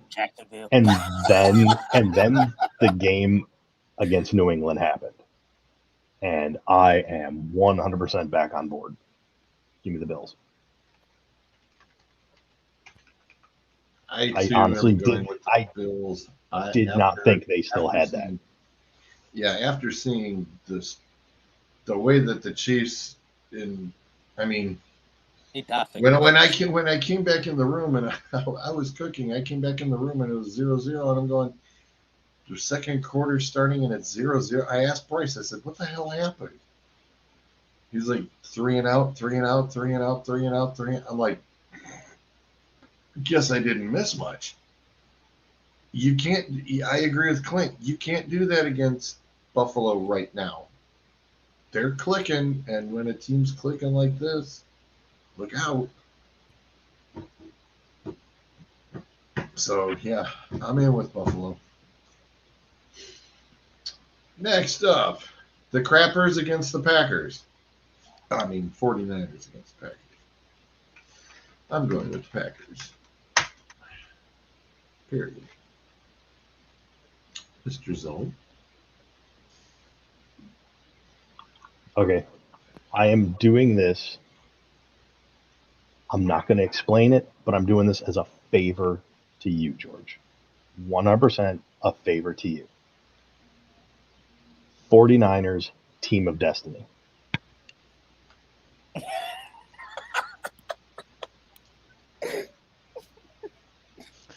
Look at his face. I love that face. I feel like if you say something nice about the 49ers, I like George is like Dr. Gucci. Now, seriously, Just- who would you? No, seriously, pick them. Remember what happened to my last team of destiny. I am getting them out of the playoffs for you, George. No. Watch they win now. No. The 480 bridge is looking really nice right now. Clint, who would you like? Oh, man. You Like all I picked said, the 49ers odds. No, I said the Niners win to spite you. I said either way, what happened with this game, you're going to be upset because either the Niners were going to win this game, or they will lose, and then it would be the start of the Trey Lance era. So it would have been a lose-lose for you either way. God, I didn't need to be reminded of that. I really didn't. That Man, reminds no way in me. hell I'm picking the fucking 49ers. Saying the to beat Steelers Green made the Bay. playoffs as a justification that they are somehow a good team is like saying Akers is an intellectual because he is occasionally rambles through to a halfway decent thought. Say it out loud with a little bit of conviction. Nice. Yeah, no, I'm not picking the Niners. That's right. Sorry, I've been rolling the with Trey A.A. Ron Lance this year, and I'm still gonna roll with A.A. Ron. the Trey Lance thing made me remember. George, make sure you go back and watch the opening for the show. Carry on. Oh God, Bruiser. I like the Niners. I don't trust Aaron Rodgers' his foot and his toe injury. I don't think that's completely healed. There has been something off this year between Rodgers and his. There's just they have moments where there's a mistiming or a miscommunication, and it just seems like they're not on the same page at all. To be able to go into Jera World and do what they did to the Cowboys yesterday. And losing 3 defensive guys on top of it. Yes, I was just about to ask, what is the status of Nick Bosa? I'm looking. I'm checking it out right now. You got 3 players injured. However,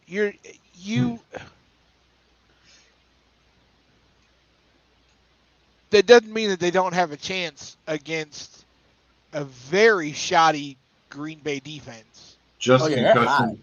They're the hottest team. Just concussion protocol. Check You out. say the Niners was the hottest team in the NFL. You can say going into the playoffs. Yeah, Probably. like you have a very shoddy. Can the Packers score? Yeah, they're like a Big 12 team, but the defense isn't there.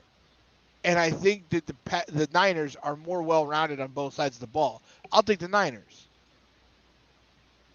Nick Bosa is in concussion protocol. Concussion protocol. Okay, Yeah. he'll probably make it a time. They said they are very optimistic about him. Yeah, I figured that. He's probably gonna He'll play. Yeah. Willis has a high ankle sprain. Don't know about Saturday Yeah, he might play Saturday. yet. Fred Warner seems to be okay with the ankle. Garoppolo sprained the shoulder in the second quarter. He'll be playing. They'll give him some lidocaine Adam. and send him out there. Adam, who do you like? Well, I had my pick made until you showed up with that fucking shirt on, so now I got to go with the Packers.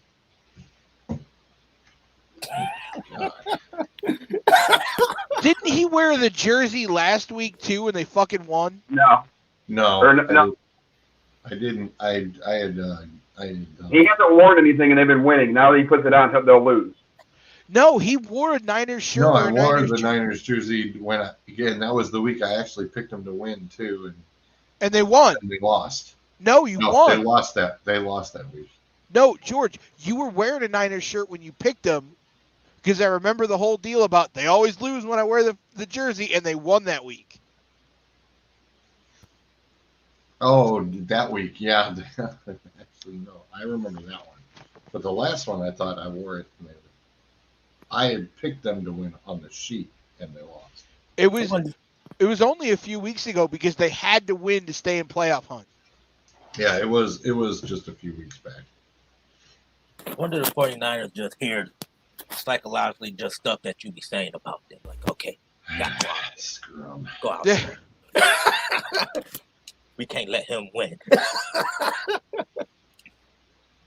Okay, now it gets down to the nitty gritty of the Rams at Tampa Bay. And the Rams whooped that ass on the first go around. What does the rerun look like? Mr. Zolt, what's the well, we don't know what points. Yeah, I got no. Obviously, there's no numbers yet because we don't have a game yet. Nothing yet. But the Rams handed Tommy his ass on a platter last time. You don't give Brady two cracks at you in a single season. Well, the Saints do, but then when they played them for the playoffs, they whoops. It was whoopsies. Yeah, I mean, I'm gonna say this is the playoffs, and it's Tom Brady. If I'm picking against Tom Brady, it's got to be a better team than the Rams.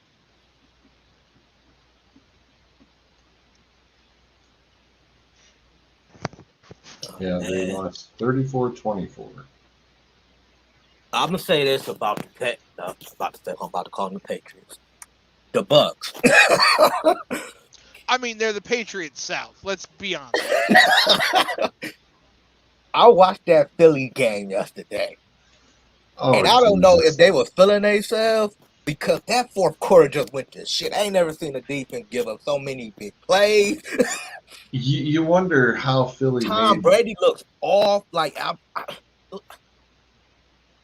missing Godwin and Brown, it takes away from that team. I don't know if Fournette's going to be back for that game. I mean, Nope, I he's think the still Rams not. do it. I think the Rams get them.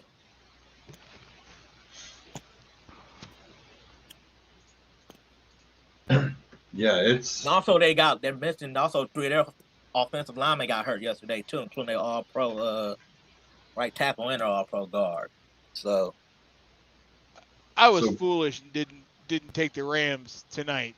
I'll take them against the Bucks. Adam? You never bet against Tommy Boy at home in a playoff game. Well, I have before, and it worked out. But I've seen him lose at home in a playoff game before. Yep, a few of them. That doesn't mean you bet against him. You know, he lost that one to Peyton Manning. no, I'm picking the Rams, but I'll probably put a bet down for the Bucks to win. Zolt, who do you like? Bucks.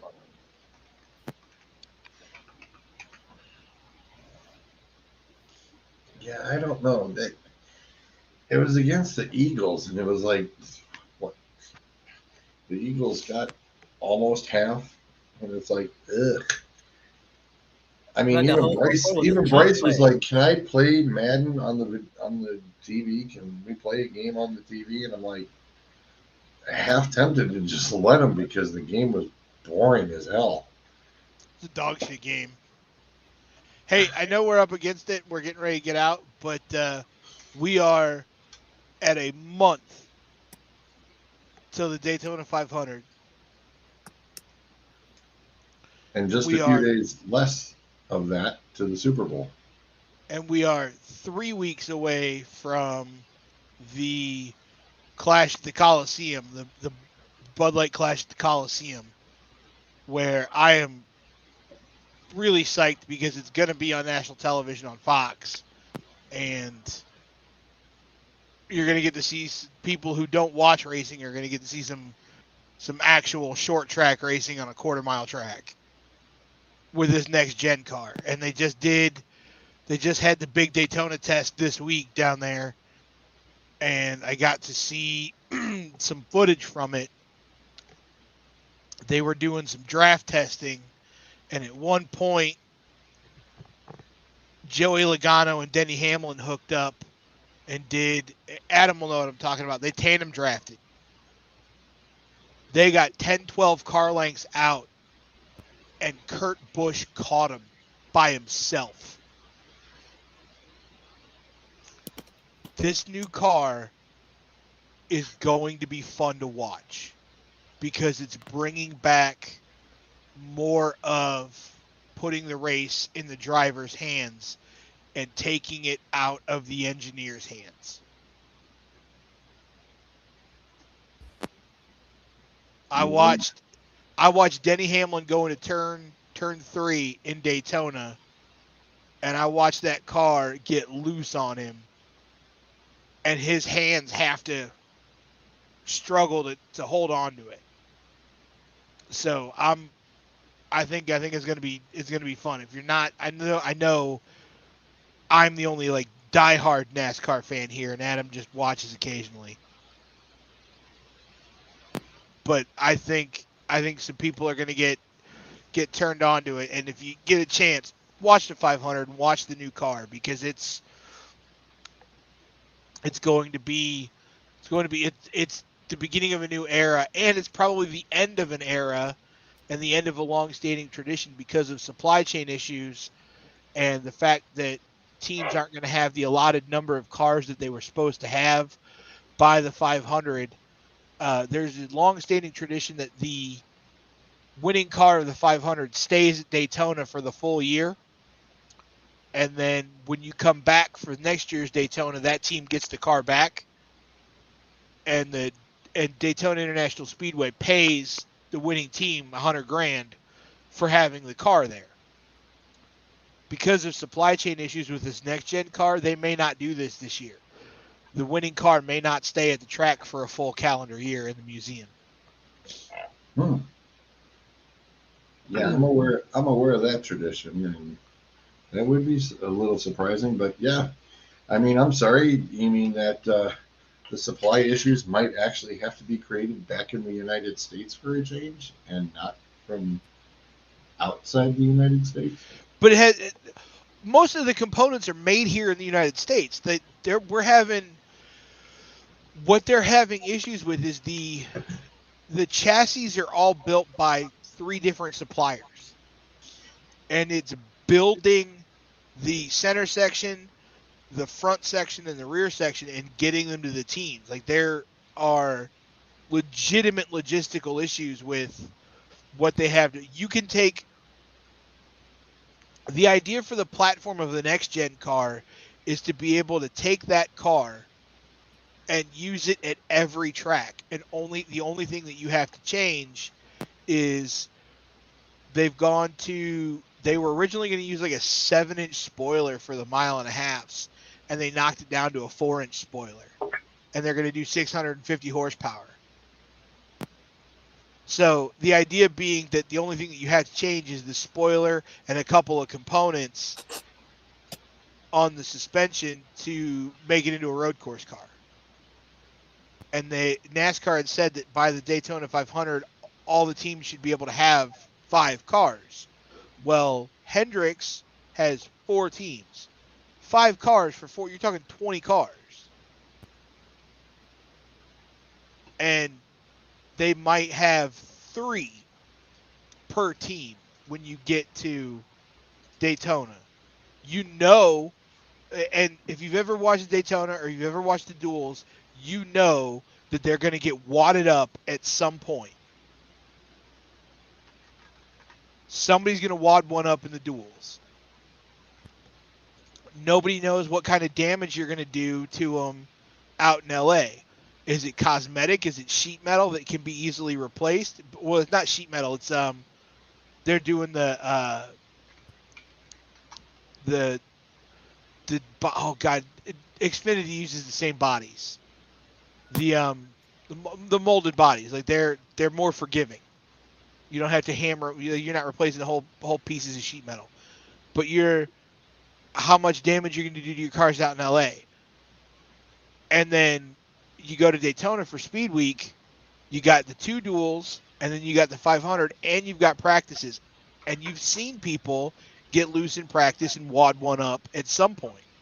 So how quickly are you going to be able to repair it and get a functional car out there if you've only got 3? Because you've got to come back. The Clash is the first week of February. It's the Saturday before the Super Bowl, and then you have the Clash first weekend. You have the Super Bowl, and then you have Speed Weeks. So you got to get that car back from LA. You've got to get it turned around and fixed, and then down to Florida. I mean, you're talking a 5-day trek from LA to Concord. So you're losing an entire week, and you got to get through it, diagnose it, make sure that all the components are there to get it to Florida to have 2 cars. I mean, Keselowski was saying from RFK was saying that he wouldn't be surprised if it wasn't until the spring stretch from around Memorial Day where teams all had their allotment of 5 cars. Wow. Give me an interesting year. Well, because you've got Daytona, and then you go west. You're in Las Vegas, and you're in Phoenix, and then they're in California, and then they come back. You got a 3-week stretch where you're out west, and somebody's going to wreck at least 1 car, if not 2. That's not a lot of cars. No.